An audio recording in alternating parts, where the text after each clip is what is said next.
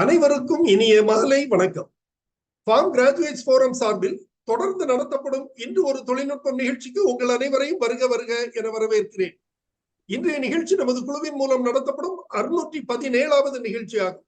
இன்றைய நிகழ்ச்சி தலைப்பு பிளான்ட் ப்ரொடெக்ஷன் மெஷர்ஸ் இன் கோகனட், அதாவது தென்னையில் பயிர் பாதுகாப்பு முறைகள் என்பது ஆகும்.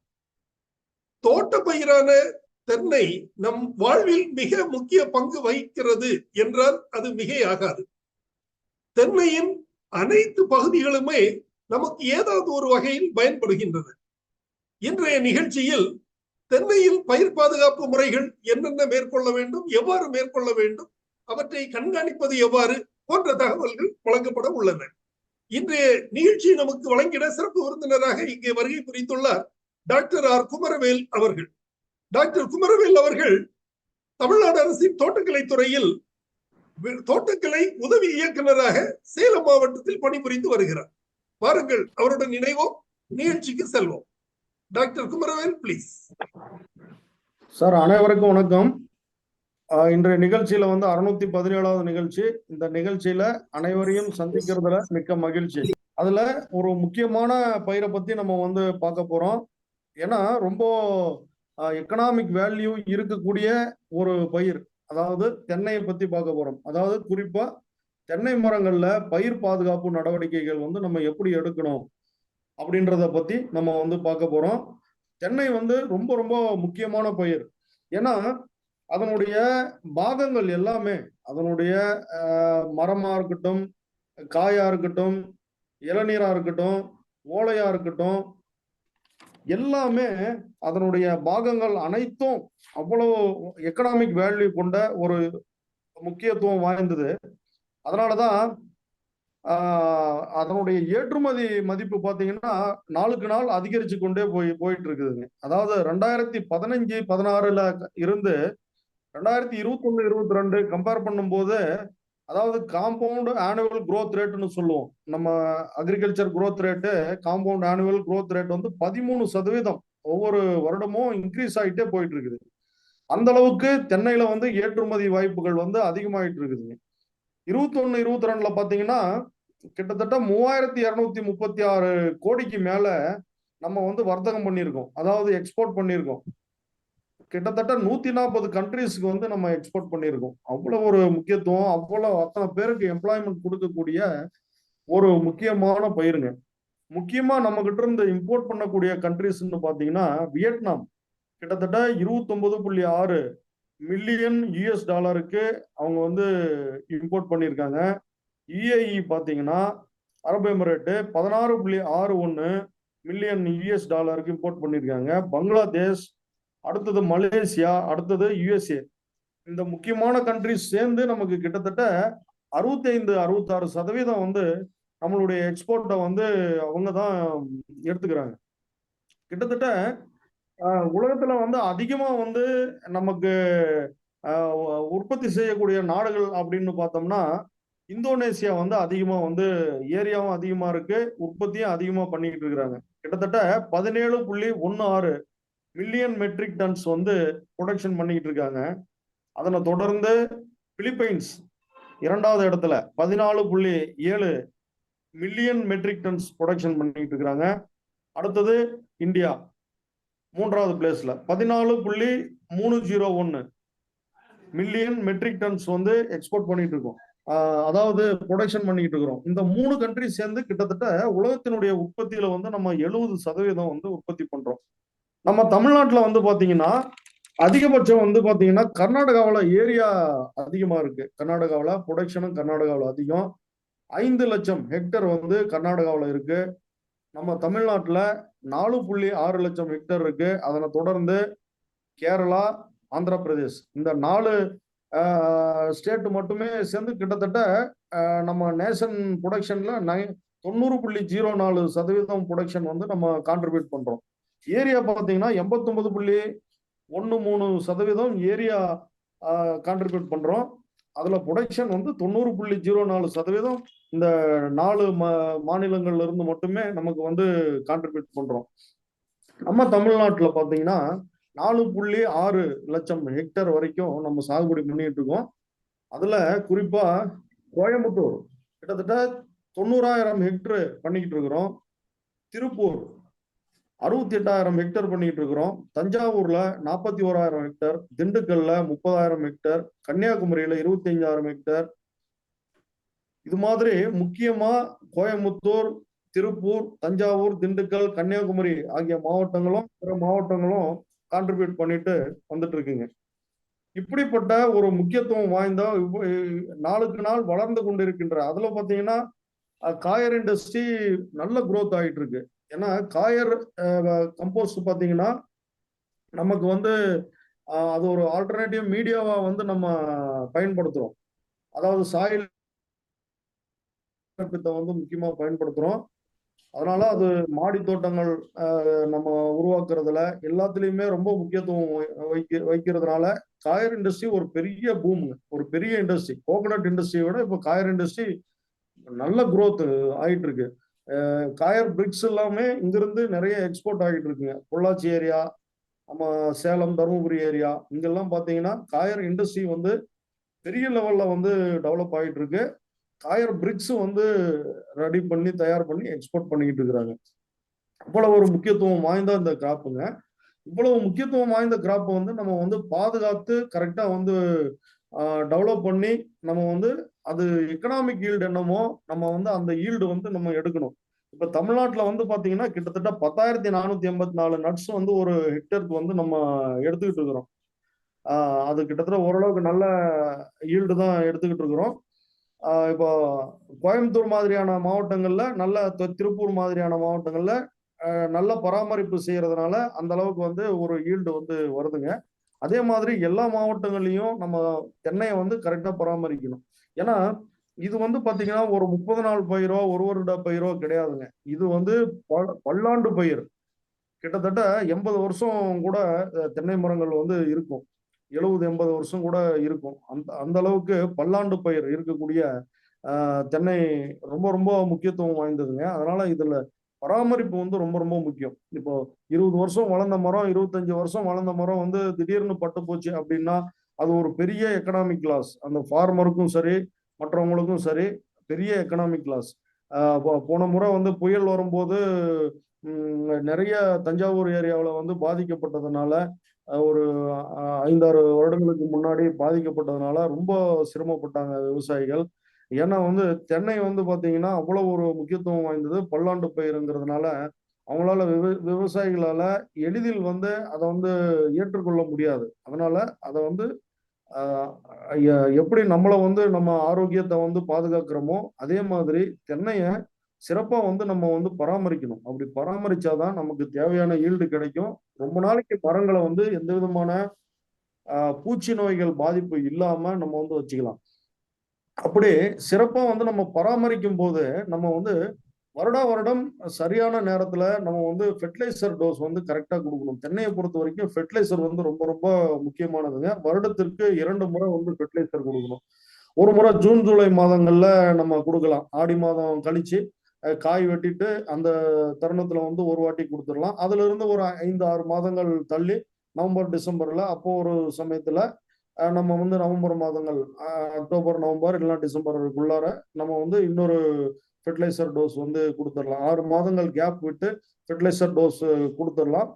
இவன் தான் நம்ம வந்து கெமிக்கல் ஃபெர்டிலைசர் வந்து பயன்படுத்தினாலும் கூட ஒரு 3 மாத இடைவெளியில உயிர் உரங்கள் வந்து நம்ம கலந்துக்கணும். உயிர் உரங்கள் வந்து ஒவ்வொரு மரத்துக்கும் இட வேண்டியது ரொம்ப ரொம்ப அவசியம். அதே மாதிரி தென்னை மரத்துல வந்து அதனுடைய வேர் பகுதியில வந்து நம்ம அதிகமா டேமேஜ் பண்ணக்கூடாது. அந்த வேர் பகுதியில இருந்து ஒரு 4 அடி தள்ளி, ஒரு 4 அடி தள்ளி 1/2 அடி ட்ரன்ச் எடுத்து அந்த இடத்துலதான் எப்பவுமே நம்ம ஃபெர்டிலைசர் நம்ம வந்து கொடுக்கணும், பராமரிக்கணும். அப்போதான் அந்த வேர்கள் வந்து டேமேஜ் ஆகாதுங்க. ரொம்ப ஆக்டிவா இருக்கக்கூடிய வேர்கள் வந்து அங்கதான் இருக்கும். அந்த இடத்துல இருக்கிறதுனால அந்த என்டையர் ரூட் ஜோன், இந்த என்டையர் பெரிஃபெரி வந்து நம்ம தெளிவா நல்லா வச்சுக்கிட்டோம்னா, டேமேஜ் இல்லாம வச்சுக்கிட்டோம்னா நமக்கு மரங்கள் வந்து ஆரோக்கியமா இருக்குங்க. அப்படி பராமரிக்கும் போது ஒரு சில பூச்சிகள் மற்றும் நோய்களுடைய பாதிப்புகள் வந்து அதிகமா வந்து தென்னையை வந்து பாதிக்குதுங்க. ஏன்னா அதனுடைய பயிர் பாதுகாப்புகள் வந்து பாத்தீங்கன்னா நம்ம மட்டும் பயிர் பாதுகாப்பு செஞ்சா பத்தாதுங்க. நம்ம சுத்தி இருக்கக்கூடிய மற்ற விவசாயிகளும் பயிர் பாதுகாப்பு நடவடிக்கைகளை வந்து மேற்கொள்ளணும். அப்படி எடுத்தாதான் நம்ம வந்து அது ஒரு கண்ட்ரோலுக்கு வந்து கொண்டு வர முடியுங்க.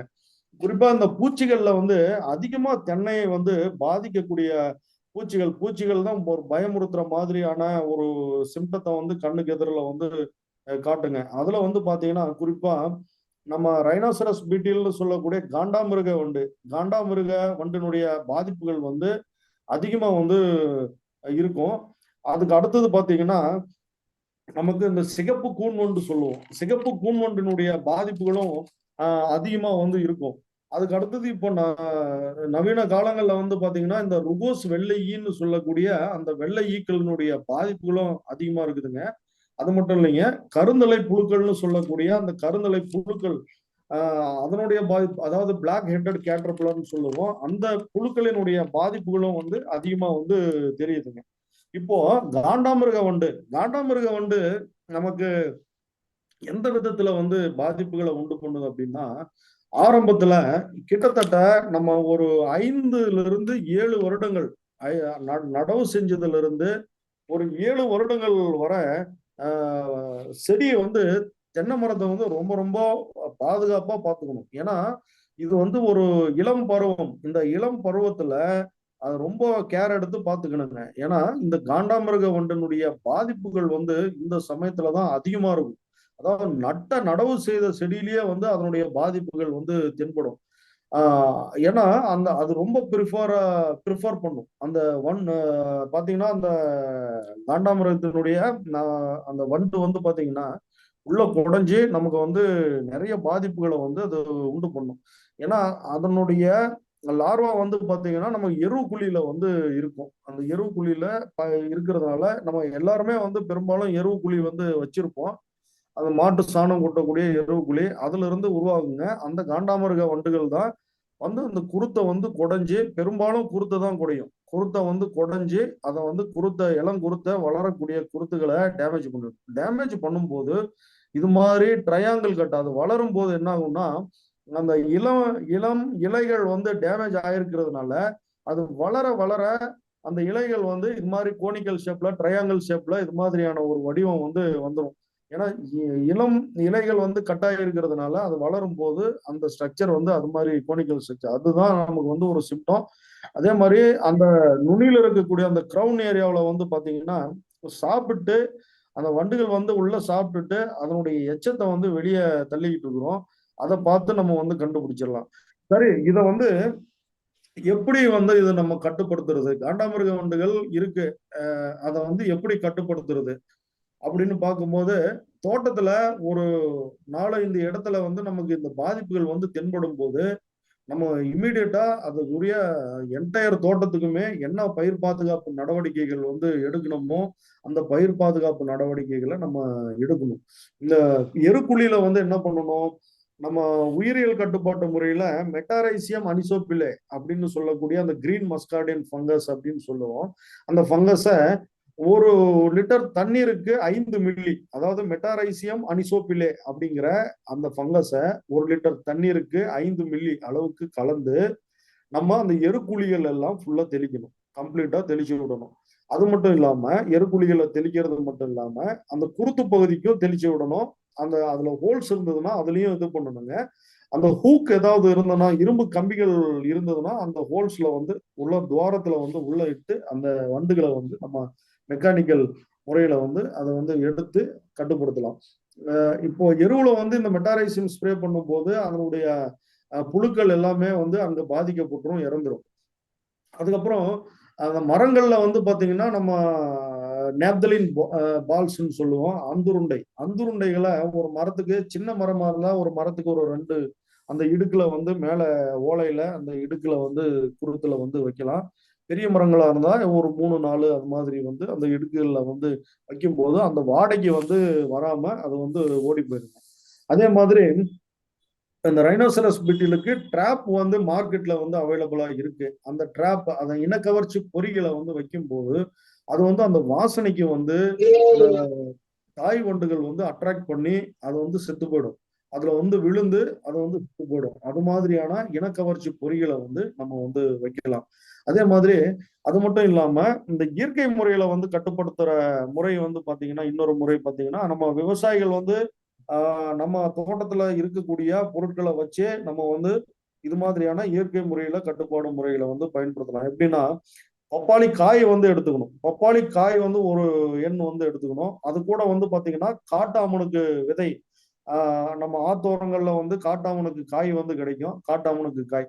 பப்பாளி காயை வந்து என்ன பண்ணணும், ஒரு பக்கெட், ஒரு 5 லிட்டர் பக்கெட் இல்லைன்னா 10 லிட்டர் பெயிண்ட் பக்கெட் எடுத்துக்கிட்டு அதுல முதல்ல வந்து பப்பாளி காயை வந்து தண்ணி விட்டு நல்லா மிக்சியில அடிச்சு அதை வந்து கொட்டிக்கணும். கொட்டிட்டு அதுக்கு அடுத்தது காட்டாமணுக்கு காயை வந்து அடிக்கணும். இல்லைன்னா காட்டாமணுக்கு கிடைக்கலன்னா நம்ம ஆமணுக்கு காயை கூட மிக்சியில போட்டு அடிச்சு அதனுடைய அந்த சாரத்தை வந்து நம்ம வந்து அந்த பக்கெட்ல போட்டுட்டு தண்ணி வந்து நிரப்பிக்கணும். தண்ணி வந்து எவ்வளவு நிரப்பணும் அப்படின்னா, அந்த விளிம்புல இருந்து ஒரு 2 இன்ச் 3 இன்ச்சு கீழே இருக்கிற மாதிரி அந்த தண்ணீர் வந்து நிரப்பிக்கணும். வலிஞ்சு கீழே போகக்கூடாது. அந்த விளிம்புல இருந்து ஒரு 2 இன்ச்சு 2.5 இன்ச்சு உள்ள இருக்கிற மாதிரி அந்த அளவுக்கு மட்டுமே ஃபில் பண்ணணும்.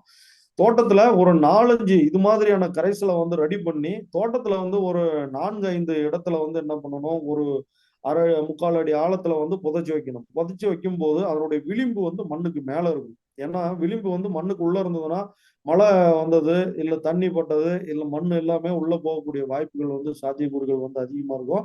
அதனால வந்து அதனுடைய விளிம்பு வந்து பாத்தீங்கன்னா மண் மட்டத்துல இருந்து ஒரு 2 இன்ச்சு மேல இருக்கிற மாதிரி வைக்கணும். இப்ப என்ன பண்ணணும், ஒரு 2-3 நாள் அதை வந்து க்ளோஸ் பண்ணி வச்சிடணும். அந்த பக்கெட்டை கவர் பண்ணி கம்ப்ளீட்டா வந்து ஒரு 2-3 டேஸ் வந்து கவர் பண்ணி வச்சுட்டோம்னா நம்ம அது வந்து நொதித்தல் வினையை வந்து ஏற்படுத்தும். நொதித்தல் வினையை ஏற்படுத்தி அது ஒரு நல்ல ஒரு வாசனை வந்து வருங்க. அப்போ வந்து 3வது நாள் வந்து அதை நம்ம மூடியை வந்து திறந்து விட்டோம்னா எங்க இருக்கக்கூடிய வண்டுகள் எல்லாமே வந்து அதுல வந்து விழுந்து செத்து போயிடும். இது மாதிரியான எளிய முறையில, அதாவது பெரும்பாலும் காசே செலவில்லாத ஒரு முறையில நம்ம தோட்டத்துல இருக்கக்கூடிய ஒரு பொருட்களை வச்சு நம்ம பப்பாளிக்காய், காட்டாமணுக்கு விதை இல்லைன்னா ஆமணுக்கு விதை இதை வச்சு நம்ம வந்து ஒரு ட்ராப்பை வந்து ரெடி பண்ணி நம்ம நம்ம தோட்டத்துல வந்து வச்சோம்னாலும் இந்த காண்டாமிருக வண்டுகள் வந்து அழிக்கப்படும். அதே மாதிரி கிளீன் கல்டிவேஷன் வந்து ரொம்ப ரொம்ப முக்கியம். தோட்டம் வந்து எப்பவுமே வந்து களை செடிகள் வந்து இருக்கவே கூடாது. களை செடிகள் வந்து சுத்தமா வந்து எடுத்துடணும். ஸோ அதே மாதிரி பக்கத்துல இருக்கக்கூடிய விவசாயிகளும் பயிர் பாதுகாப்பு நடவடிக்கைகளை வந்து மேற்கொள்ளணும். அது மாதிரி அவங்களுக்கும் நம்மளால முடிஞ்ச அறிவுரைகளை வந்து சொல்லணும். இது மாதிரி ஒருங்கிணைந்த பயிர் பாதுகாப்பு முறையில நம்ம வந்து கடைபிடிச்சு நம்ம வந்து வரும்போது கண்டிப்பா இந்த காண்டாமிருக வண்டு வந்து சாதாரணமா வந்து நம்ம கட்டுப்படுத்திடலாம். அதே மாதிரி இளம் செடிகள்ல காண்டாமிருக வண்டுகள் வந்து பாதிக்கப்பட்டுச்சுன்னா அந்த குருத்து ஒரு ஒரு வருடம் ஆன மரங்கள் வந்து அந்த குருத்து வந்து ஒடிஞ்சு மெயின் குருத்தே வந்து டேமேஜ் ஆயிடும். அப்போ வந்து நிறைய விவசாயிகள் வந்து பயந்துக்குவாங்க. இந்த மரம் அவ்வளவுதான் அப்படின்ட்டு நிறைய பேர் அதை தோண்டி வெளியே எடுத்து கூட விவசாயிகள் வந்து அப்புறப்படுத்திடுவாங்க. பட் அது மாதிரி பண்ண வேண்டாம். அது வந்து பாத்தீங்கன்னா திரும்ப வரும். திரும்ப வந்து அந்த அதனுடைய அந்த நுனி வந்து டேமேஜ் ஆனாலும், கடிச்சாலும் டேமேஜ் ஆனாலும், அது ராட்டன் ஆனா கூட திரும்ப அதுல இருந்து டெவலப் ஆயிட்டு வரும். அது கூட கிரவுன் ராட்டு எல்லாம் சேர்ந்து கம்ப்ளீட்டா டேமேஜ் ஆகி ஃபுல்லா போயிருந்ததுன்னா மட்டும்தான் வந்து வராது. இல்ல காண்டாமிருக வண்டு மட்டும் பாதிக்கப்பட்டிருந்ததுன்னா அது கண்டிப்பா திரும்ப வரும். அந்த மரத்தை வந்து வைக்கலாம். நம்ம வச்சு அதனுடைய சைட்ல இருக்கக்கூடிய அந்த பண்ணாடைன்னு சொல்லுவோம் இல்லையா, அந்த இது எல்லாத்தையும் வந்து எடுத்து ஓலை வந்து கொஞ்சம் விரிச்சு விட்டு வைக்கணுங்க. எல்லாம் சுத்துரும் இருக்கக்கூடிய அந்த ஓலைகளை வந்து நம்ம அந்த பண்ணாடையை வந்து கட் பண்ணி நல்லா இழுத்து கொஞ்சம் அகலமா வந்து காற்றோட்டமா வந்து வைக்கும் போது நமக்கு வந்து புதுசா வந்து அதுல இருந்து இன்னும் புது இலைகள் வந்து அந்த துளிர் வந்து கிளம்பும். அதனால வந்து மரங்கள் வந்து பிழைச்சிக்கும். அதனால இந்த நுனி வந்து டேமேஜ் ஆனாலும் விவசாயிகள் வந்து உடனே வந்து அதை பிடுங்கி போடாதீங்க. அதை வந்து வச்சிருங்க. கட்டாயமா வந்து அது திரும்ப வரும். அது வந்து எப்போ டேமேஜ் ஆனாலும் அது வந்து திரும்ப வந்துடும். ரொம்ப இளங்கன்று அப்படின்னா தான் டேமேஜ் ஆயிடுச்சுன்னா தான் அது வராதுங்க. ஒரு ஒரு ஒரு 6 மாசம் 1 வருஷத்துக்கு ஆன கன்றுகள் வந்து அது கண்டிப்பா வந்து திரும்பவும் வந்து வந்துருங்க.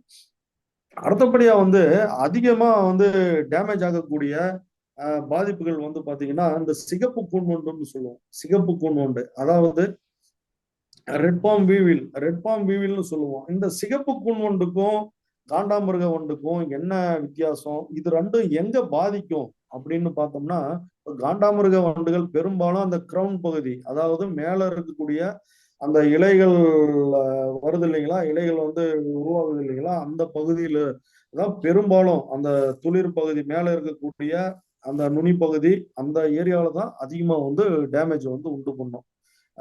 அது வந்து காண்டாமிருக வண்டு. இந்த சிகப்பு கூன் வண்டு, ரெட் பாம்புகள்னு சொல்லக்கூடிய இந்த சிகப்பு கூன் வண்டுகள் வந்து பாத்தீங்கன்னா பெரும்பாலும் கீழ்ப்பகுதியில வந்து அந்த பகுதியிலையும் டேமேஜ் பண்ணும், மேல இருக்கக்கூடிய கிரவுன் பகுதியிலையும் டேமேஜ் பண்ணும்.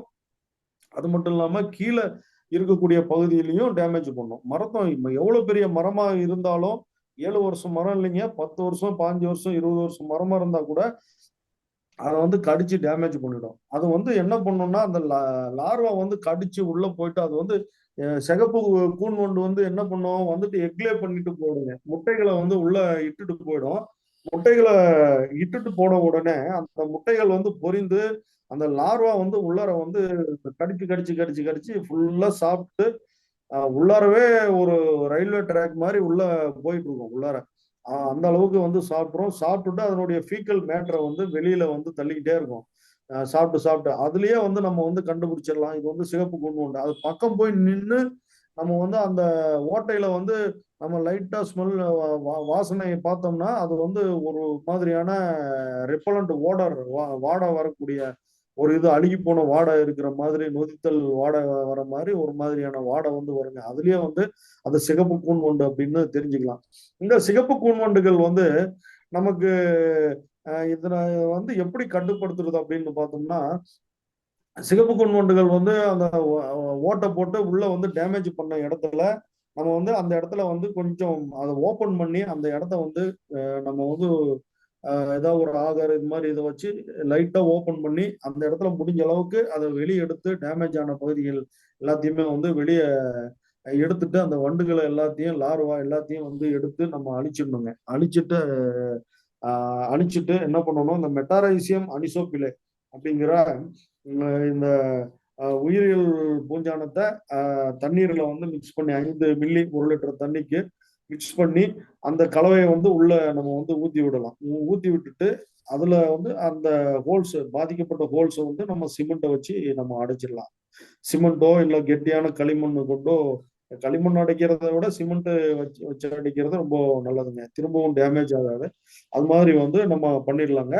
அதே மாதிரி மரங்களுக்கு எல்லா பகுதியிலையும் மரத்தை சுத்தியும் வேர்களை சுத்தியும் இந்த மெட்டாரைசியம் அனிசோபிலே அப்படிங்கிற இந்த உயிரியல் பூஞ்சான கொல்லியை வந்து நம்ம வந்து தெளிச்சு விடணும். தெளிச்சு விடும்போது அது வந்து கீழே இருக்கக்கூடிய ஏதாவது முட்டைகள் இருந்தது அது மாதிரியான பாதிப்புகள் வந்து இருந்தாலும் அங்க வந்து இதாயிடுங்க. இரவு நேரத்துல வந்து அந்த வண்டுகள் வந்து ஏதாவது அங்க நடமாடிச்சுனாலும் அந்த மெட்டாரைசியம் அனிசோபிலேவுல அது மாட்டிக்கிட்டு அந்த பூஞ்சானம் அதுல வளர்ந்து அந்த வண்டு வந்து கொண்டுரும்.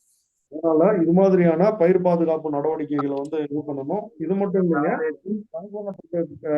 ரெட் பாம் வீவிலுக்கும் வந்து பாத்தீங்கன்னா நமக்கு வந்து ட்ராப் இருக்கு, அதாவது இனக்கவர்ச்சி பொறிகள் வந்து இருக்கு. அந்த இனக்கவர்ச்சி பொறிகளையும் நம்ம வந்து பயன்படுத்தலாம். இனக்கவர்ச்சி பொறிகளை வந்து வைக்கும் போது ஒரு ஏக்கருக்கு வந்து 1 இல்லைன்னா 2 வைக்கணும், அதிகமா தேவைப்படாது. 1 இல்லைன்னா 2 வந்து வைக்கலாம். எப்பவுமே வந்து ஒருங்கிணைந்த பயிர் பாதுகாப்பு முறைகள் தான் நம்ம வந்து கடைபிடிக்கணும். இப்போ வந்து நான் வந்து இனக்கவர்ச்சி பொறிகளை வந்து ட்ராப் வந்து வச்சுட்டேன், அதனால வந்து வண்டுலாம் வந்து உளுந்துருச்சு, அதனால எனக்கு டேமேஜ் வராதுன்னு சொல்ல முடியாது. அதுவே நம்ம இனக்கவர்ச்சி பொறிகள் வைக்கிறதே ஒரு சில சமயத்துல நமக்கு ஆபத்தா கூட முடியும். ஏன்னா வேற எந்த விதமான பயிர் பாதுகாப்பு நடவடிக்கைகளும் நம்ம எடுக்காம இருந்தோம்னா அது என்ன ஆகும்னா அந்த இனக்கவர்ச்சி பொறிகள் வந்து வெளியில இருக்கக்கூடிய, அதாவது பக்கத்து தோட்டத்துல நம்ம வந்து இங்க இனக்கவர்ச்சி பொறி வச்சோம்னா பக்கத்து தோட்டத்துல இருக்கக்கூடிய வண்டுகள் எல்லாம் வந்துடும். அவங்க வண்டுகள் வந்து வர்ற வண்டுகள் வந்து நம்ம இனக்கவர்ச்சி பொறியில விழுந்து இறந்தா பரவாயில்லைங்க, அது மேல போயிட்டு மரத்துல வந்து டேமேஜ் ஆகக்கூடிய வாய்ப்புகளும் இருக்கு. அதனால ஒருங்கிணைந்த பயிர் பாதுகாப்பு முறைகளை வந்து கடைபிடிக்கணும். நம்ம சொன்னோம் இல்லைங்களா, மெட்டாரைசியம் அனிசோபிலே, அதை வந்து நம்ம ஸ்ப்ரே பண்ணி விடணும் அப்படின்ட்டு. அது மாதிரி ஸ்ப்ரே பண்ணி விடும்போது அது மாதிரி ஏதாவது தவறி வரக்கூடிய வண்டுகளும் வந்து இறந்து போயிடும். இது மாதிரியான ஒருங்கிணைந்த பயிர் பாதுகாப்பு முறைகளை கடைபிடிக்கணும். அதே மாதிரி பாதிக்கப்பட்ட மரங்கள் இப்போ வந்து ஒடிஞ்சு விழுந்த அந்த போட்டோவில் பார்த்தோம், ஒடிஞ்சு ஒடிஞ்சு விழுந்த சிம்டத்தை வந்து பார்த்தோம். அது மாதிரி ஒடிஞ்சு விழுந்த கிரவுண்ட் பகுதியை வந்து அதை அகற்றி எடுத்தோம்னா அந்த மரத்தையே வந்து டெஸ்ட்ராய் பண்ணிடணும். டெஸ்ட்ராய் பண்ணிட்டு அதுக்குள்ளார லார்வா அதனுடைய அடல்ட் வண்டுகள் எல்லாமே இருக்கும். அதை எல்லாத்தையும் எரிச்சு நம்ம வந்து இது பண்ணிடணுங்க. அதை வந்து விடக்கூடாது. விட்டோம்னா அது திரும்ப வந்து பரவிக்கிட்டு இருக்கும். இது அதே மாதிரி அந்த டேமேஜ் ஆன பகுதியிலையும் அந்த பகுதியை சுத்தியும் இந்த மெட்டாரைசியம் அனிசோபிலியை வந்து நம்ம வந்து ஸ்ப்ரே பண்ணி விடணும். அப்படி ஸ்ப்ரே பண்ணி விட்டோம்னா இது வந்து கண்ட்ரோலுக்குள்ள வருங்க. அடுத்தபடியா பார்த்தோம்னா மெயின் வந்து காண்டாமிருக வண்டினுடைய பாதிப்புகள் வந்து பார்த்தோம். அதை எப்படி கட்டுப்படுத்துறது பார்த்தோம். அடுத்தது சிகப்பு கூன் வண்டுகள் வந்து பாதிப்புகள் பார்த்தோம். அதை எப்படி கட்டுப்படுத்துறது அப்படிங்கிற முறைகளையும் பார்த்தோம். இதுதான் பாருங்க சிகப்பு கூன் வண்டினால பாதிக்கப்பட்ட நமக்கு இந்த லெஃப்ட் சைட்ல இருக்கிறது வந்து லார்வா இருக்கு பாருங்க, சாப்பிட்டுட்டு உள்ள இருக்கு. அங்கேயே வந்து பக்கத்துலயே அடல்ட் இருக்கு. இங்க ரைட் சைட்ல இருக்கக்கூடிய படத்துல வந்து பாத்தீங்கன்னா அந்த கிரவுன் வந்து மேல இருக்கக்கூடிய அந்த பகுதி கிரவுன் பகுதி வந்து ஒடிஞ்சு விழுந்திருக்குது பாருங்க. அந்த மட்டைகளோட ஒடிஞ்சு விழுந்திருக்குது பாருங்க. அது மாதிரி அந்த அளவுக்கு ஒரு பெரிய லெவல் பாதிப்புகளை வந்து உண்டு பண்ணும். அடுத்தபடியா பார்த்தோம்னா அதை அதிகப்படியா பாதிப்புகளை உண்டு பண்றது வந்து பாத்தீங்கன்னா ருகோஸ் வெள்ளை ஈ. அதாவது ருகோஸ் ஒயிட் ஃபிளைன்னு சொல்லக்கூடிய ருகோஸ் வெள்ளை ஈ அதிகமா வந்து பாதிப்புகளை வந்து நமக்கு உண்டு பண்ணுங்க. இப்போ ரீசெண்ட் டேஸ்ல தான் வந்து கிட்டத்தட்ட ஒரு 4-5 வருடங்களா தான் இது மாதிரியான பாதிப்புகள் எல்லாம் இருக்கு. இந்த வெள்ளை ஈக்கள் இது எல்லாமே வந்து பெரும்பாலும் பாத்தீங்கன்னா வெளிநாட்டுல இருந்து வந்த பூச்சிகள் தான்.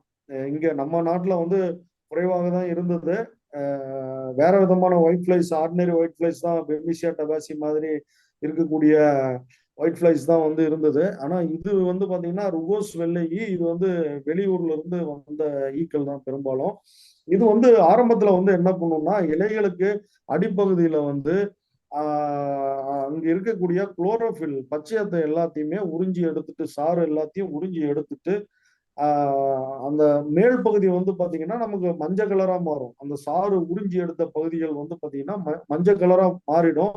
அது இலைகள்ல பூரா ஏரியாவும் எல்லா ஏரியாவுமே பரவக்கூடிய வாய்ப்புகள் வந்து அதிகமா இருக்கும். அப்படி இருக்கும்போது ஒளிச்சேர்க்கையினுடைய அளவு ஏன்னா எல்லோ கலர் மாறும்போது ஒளிச்சேர்க்கையினுடைய அளவு வந்து கணிசமா வந்து குறைஞ்சிடும். உணவு உற்பத்தி குறையும் போது ஆட்டோமேட்டிக்கா நமக்கு ஈல்டும் வந்து பாதிக்கப்படும். அது வந்து என்ன ஆகும்னா ஒளிச்சேர்க்கை வந்து பாதிக்கப்படுது. அது மட்டும் இல்லாம நமக்கு வந்து பாத்தீங்கன்னா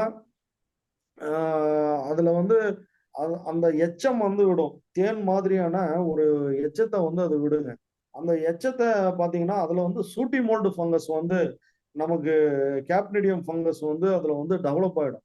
அது ஃபுல்லா டெவலப் ஆகும் போது அப்பதான் வந்து நமக்கு அந்த கருப்பு பூஞ்சான நோய் வந்து படர்ந்து அதுவும் வந்து இன்னும் ஃபுல்லா வந்து ஒளிச்சேர்க்கையை வந்து பாதிக்கும்.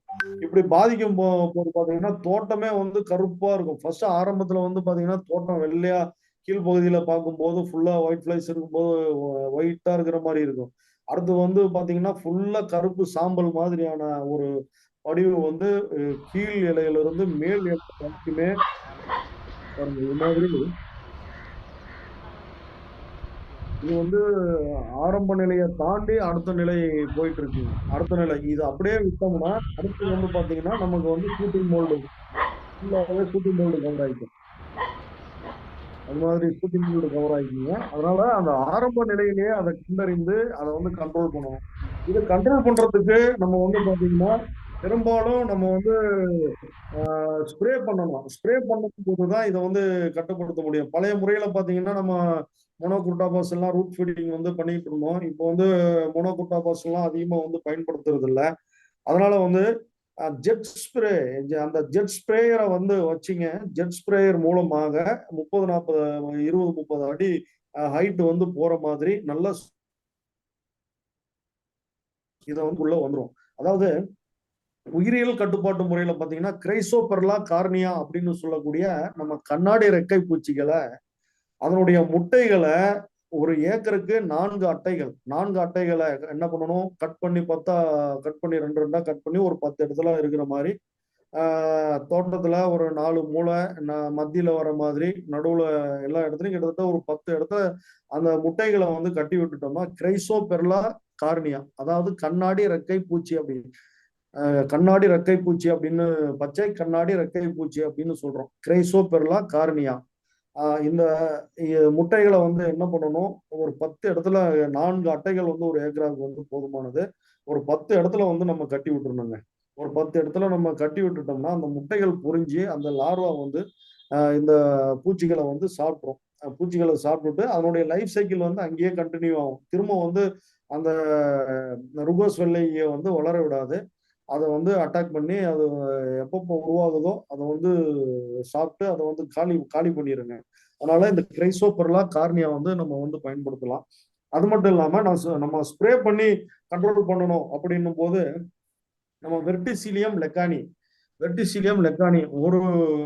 ஒரு லிட்டர் தண்ணீருக்கு நம்ம 5 மில்லி வரைக்கும் போட்டுக்கலாம். வெர்டிசிலியம் லெக்கானி அதை வந்து மிக்ஸ் பண்ணி நம்ம வந்து அது கூட வந்து பெவேரியா பிரேசியானாவும் கலந்துக்கலாம். தப்பு ஒன்றும் இல்லைங்க. பெவேரியா பிரேசியானா அது ஒரு 2.5 மில்லி, வெர்டிசிலியம் லெக்கானி ஒரு 2.5 மில்லி, பெவேரியா பிரேசியானா ஒரு 2.5 மில்லி வந்து கலந்துட்டு நம்ம வந்து ஸ்ப்ரே பண்ணணும். கம்ப்ளீட்டா வந்து ஸ்ப்ரே பண்ணும்போது நமக்கு இது கட்டுக்குள்ள வந்துருங்க.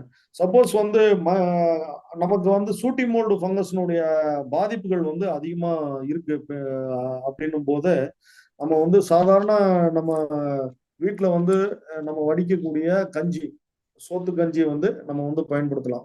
ஒரு லிட்டர் சோத்து கஞ்சியை வந்து பாத்தீங்கன்னா நம்ம கிட்டத்தட்ட 20 லிருந்து 30 லிட்டர் தண்ணிக்கு வந்து நம்ம பயன்படுத்தலாம். 30 லிருந்து 50 மில்லி வரைக்கும் 1 லிட்டர் தண்ணிக்கு வந்து பயன்படுத்தலாம். ஒரு லிட்டர் சோத்து கஞ்சியை வந்து நம்ம ஒரு 30 லிட்டர் தண்ணி வரைக்கும் நம்ம வந்து பயன்படுத்தலாம். அப்போ வந்து அதுல போட்டு நம்ம வந்து ஸ்ப்ரே பண்ணும்போது நமக்கு வந்து இது வந்து கட்டுப்பாட்டுக்குள்ள வந்துருங்க. ஈஸியா கட்டுப்படுத்திடலாம். என்னன்னா நம்ம ஸ்ப்ரே பண்ணணும். ரெண்டாவது அதனுடைய ஆல்டர்னேட் ஹோஸ்ட் வந்து பாத்தீங்கன்னா மற்ற ஆர்னமெண்டல் செடி, அழகு செடிகள் வந்து ஏதாவது வளர்த்தோம், பக்கத்துல பனானா இது மாதிரியான இது பாதிக்கப்பட்டிருந்துச்சுன்னா அதுக்கும் வந்து ஸ்ப்ரே பண்ணணும். முடிஞ்ச அளவுக்கு களை செடிகளா இருந்ததுன்னா களை செடிகளை வந்து நம்ம வெட்டி எடுத்துடலாம். வெட்டி தோட்டத்தை வந்து சுத்தமா வச்சிருந்தோம்னா ரொம்ப ரொம்ப நல்லதுங்க. இதை வந்து ஈஸியா வந்து நம்ம கட்டுப்படுத்திடலாம். இது வந்து உயிரியல் காரணி, கட்டுப்பாட்டு காரணி வந்து பாத்தீங்கன்னா கிரைசோபெர்லா கார்னியா. ஒரு ஏக்கருக்கு 4 அட்டைகள் வந்து கட்டணும். 10 இடத்துல கட் பண்ணி இதை வந்து கட்டணுங்க. அடுத்தபடியா வந்து அதிகமா வந்து பாதிப்புகளை உண்டு பண்றது வந்து பாத்தீங்கன்னா நம்ம அந்த கருந்தலை புழுக்கள். அதாவது கருந்தலை புழுக்கள் பிளாக் ஹெட்டட் கேட்டர்பில்லர் அப்படின்னு சொல்லுவோம். அதாவது பிளாக் ஹெட்டட் கேட்டர்பில்லர் பாத்தீங்கன்னா அதனுடைய தலை வந்து இப்போ படத்துல பாக்குற மாதிரி அதனுடைய தலை வந்து கருப்பா இருக்கும். அது கருப்பா இருக்கிறதுனாலதான் அது பிளாக் ஹெட்டட் கேட்டர்பில்லர் அப்படின்னு சொல்றோம். இது வருடம் முழுக்க பாதிப்புகளை உண்டு பண்ணும். இருந்தா கூட நம்ம அந்த சம்மரை ஒட்டி இருக்கக்கூடிய பகுதியில, அதாவது மார்ச், ஏப்ரல், மே இந்த நேரங்கள்ல இதனுடைய பாதிப்புகள் வந்து ரொம்ப அதிகமா இருக்குங்க. இந்த கருந்தலை புழுக்களினுடைய பிளாக் ஹெட்டட் கேட்டர்பில்லர்ஸ் சொல்லக்கூடிய இந்த கருந்தலை புழுக்களுடைய பாதிப்புகள் வந்து அதிகமா இருக்கும். ஒரு பெண் அந்து பூச்சி வந்து பாத்தீங்கன்னா சாதாரணமா நமக்கு 135 இருந்து 145 முட்டைகள் வரைக்குமே இடும் ஒரு பெண் அந்து பூச்சி. அதாவது இது வந்து 3 நாள் முட்டைகளா இருக்குங்க. அதுக்கு அடுத்தது புழுக்களா மாறிடும். 3 நாள் தான் முட்டை பருவம் இருக்கும். அதுக்கு அடுத்து புழுக்களா மாறிடும். புழுக்கள் வந்து பாத்தீங்கன்னா இதனுடைய வாழ்நாள் வந்து 35 இருந்து 40 நாட்கள் வந்து இதனுடைய வாழ்நாள் இருக்கும். அப்ப பாத்தீங்கன்னா கிட்டத்தட்ட அந்த முட்டையிலிருந்து பொரிஞ்சு வரக்கூடிய அந்த ஃபர்ஸ்ட் இன்ஸ்டார் லார்வால இருந்து அந்த புழுவுல இருந்து சாப்பிட ஆரம்பிக்கும். அப்ப இருந்தே சாப்பிட ஆரம்பிக்கும். அப்போ 35 இருந்து 40 நாட்கள் ஒரு முட்டை பொரிஞ்சு ஒரு புழுவா வந்ததுன்னா அதனுடைய பாதிப்புகள் வந்து இருக்கும். அவ்வளவு பெரிய பாதிப்புகளை வந்து உண்டு பண்ணுங்க. அதுக்கப்புறம் அந்த லார்வா வந்து கூட்டுப்புழு பருவம் வந்து 8 இருந்து 10 நாட்கள் வந்து கூட்டுப்புழு பருவமா இருக்கும். அதுக்கப்புறம் திரும்பவும் வந்து பெண் அந்துப்பூச்சியா வந்து அதை வந்து கன்வெர்ட் ஆயிடுங்க. அதாவது அந்துப்பூச்சியா வந்து கன்வெர்ட் ஆயிடும். இதுதான் அதனுடைய லைஃப் சைக்கிளுங்க. இதனுடைய லார்வல் ஸ்டேஜ் வந்து ரொம்ப அதிகமா இருக்கிறதுனால பாதிப்புகள் வந்து அதிகமா இருக்குங்க. ஆரம்பத்துல நம்ம என்ன பண்ணணும், ரொம்ப அதிகமா வந்து பாதிப்புகள் வந்து ஆயிடுச்சுன்னா அந்த மட்டைகளை வந்து வெட்டி எடுத்துடணும். ஏன்னா நிறைய புழுக்கள் வந்து அங்க இருந்ததுன்னா திரும்ப திரும்ப திரும்ப அதனுடைய சைக்கிள் வந்து அதுலயே சுத்திக்கிட்டு இருக்கிறதுனால நம்ம வந்து அந்த மட்டைகளை வந்து வெட்டி எடுத்து எரிச்சிடணுங்க. அதே மாதிரி விளக்கு பொறிகளை, இந்த தாய் அந்து பூச்சிகளை நம்ம வந்து இது பண்ணணும். அதாவது விளக்கு பொறிகளை வச்சு நம்ம வந்து இது பண்ணணுங்க. அதாவது 7 இருந்து 11 மணி இரவுல வந்து 7 மணிலிருந்து 11 மணி வரைக்கும் விளக்கு பொறிகளை, லைட் டிராப்னு சொல்லக்கூடிய நம்ம சோலார் டிராப் வைக்கலாம், லைட் டிராப் வைக்கலாம். அதை வைக்கும்போது நமக்கு அந்த தாய் அந்து பூச்சிகள் எல்லாமே நமக்கு அங்க வந்து வந்துருங்க. தாயந்து பூச்சிகள் வந்து நமக்கு விழுந்ததுனாவே அதனுடைய பாப்புலேஷன் வந்து குறையும் நமக்கு.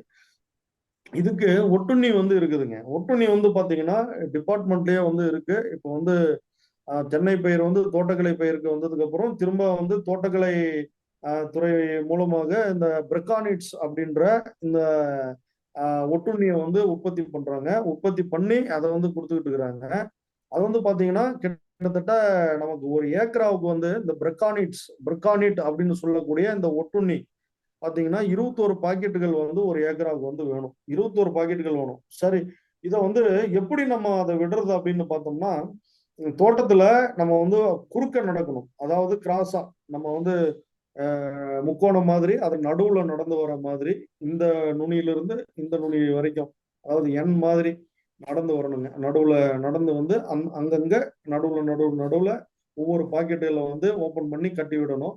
அப்படி கட்டி விடும்போது இது வந்து பாத்தீங்கன்னா இதுல இருந்து வரக்கூடிய ஒட்டுண்ணிகள் வந்து பாத்தீங்கன்னா கருந்தலை புழுவுல வந்து முட்டையிட்டு அந்த கருந்தலை புழுக்களை வந்து இதை அழிச்சிடுங்க.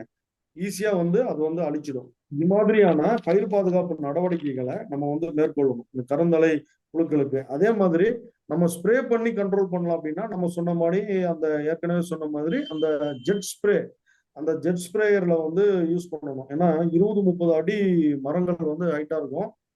அப்ப அந்த ஜெட் ஸ்ப்ரேவில் வந்து யூஸ் பண்ணும்போது பவர் ஸ்ப்ரேயர்லேயே ஜெட் ஸ்ப்ரேயர் யூஸ் பண்ணும்போது நமக்கு வந்து அவ்வளவு ஹைட் வரும்போது ஈஸியா வந்து கட்டுப்பாட்டுக்குள்ள வந்துடும். நம்ம ஏற்கனவே சொன்ன மாதிரி நம்ம வந்து அதாவது மெட்டாரைசியம் அனிசோபில்லியாவும் பயன்படுத்தலாம். மெட்டாரைசியம் அனிசோபில்லே பெவேரியா பிரேசியானா 5 மில்லி 1 லிட்டர் தண்ணி இருக்கு. அதோட மெட்டாரைசியம் அனிசோபில்லேவும் கலந்து பயன்படுத்திக்கலாம். 5 மில்லி 1 லிட்டர் தண்ணி இருக்கு. பவுடரா இருந்ததுன்னா நம்ம வந்து 2-3 கிராம் வந்து கொடுத்தோம்னா கூட போதும். நம்ம இது ஸ்ப்ரே பண்ணும்போது இது வந்து கட்டுப்பாட்டுக்குள்ள வந்துடும். இல்லைன்னா உயிரியல் இது வந்து பிரக்கானிட்ஸ் வந்து நம்ம அந்த முட்டைகளை வந்து இடும்போது அந்த ஒட்டுண்ணி வந்து ஈஸியா கருந்தலை புழுவில் வந்து முட்டையிட்டு அதை அழிக்கும் தன்மை வந்து உடையது. இது மாதிரியான ஒருங்கிணைந்த பயிர் பாதுகாப்பு நடவடிக்கைகளை நம்ம கடைபிடிச்சு நம்ம ஈஸியா வந்து கருந்தலை புழுக்களை வந்து நம்ம வந்து கட்டுப்படுத்திடலாம். அதுக்கு அடுத்தபடியா வந்து அதிகமா பாதிக்கப்படக்கூடியது வந்து பாத்தீங்கன்னா நம்ம அந்த எரியோபிட் சிலந்தி அப்படின்னு சொல்லுவோம்.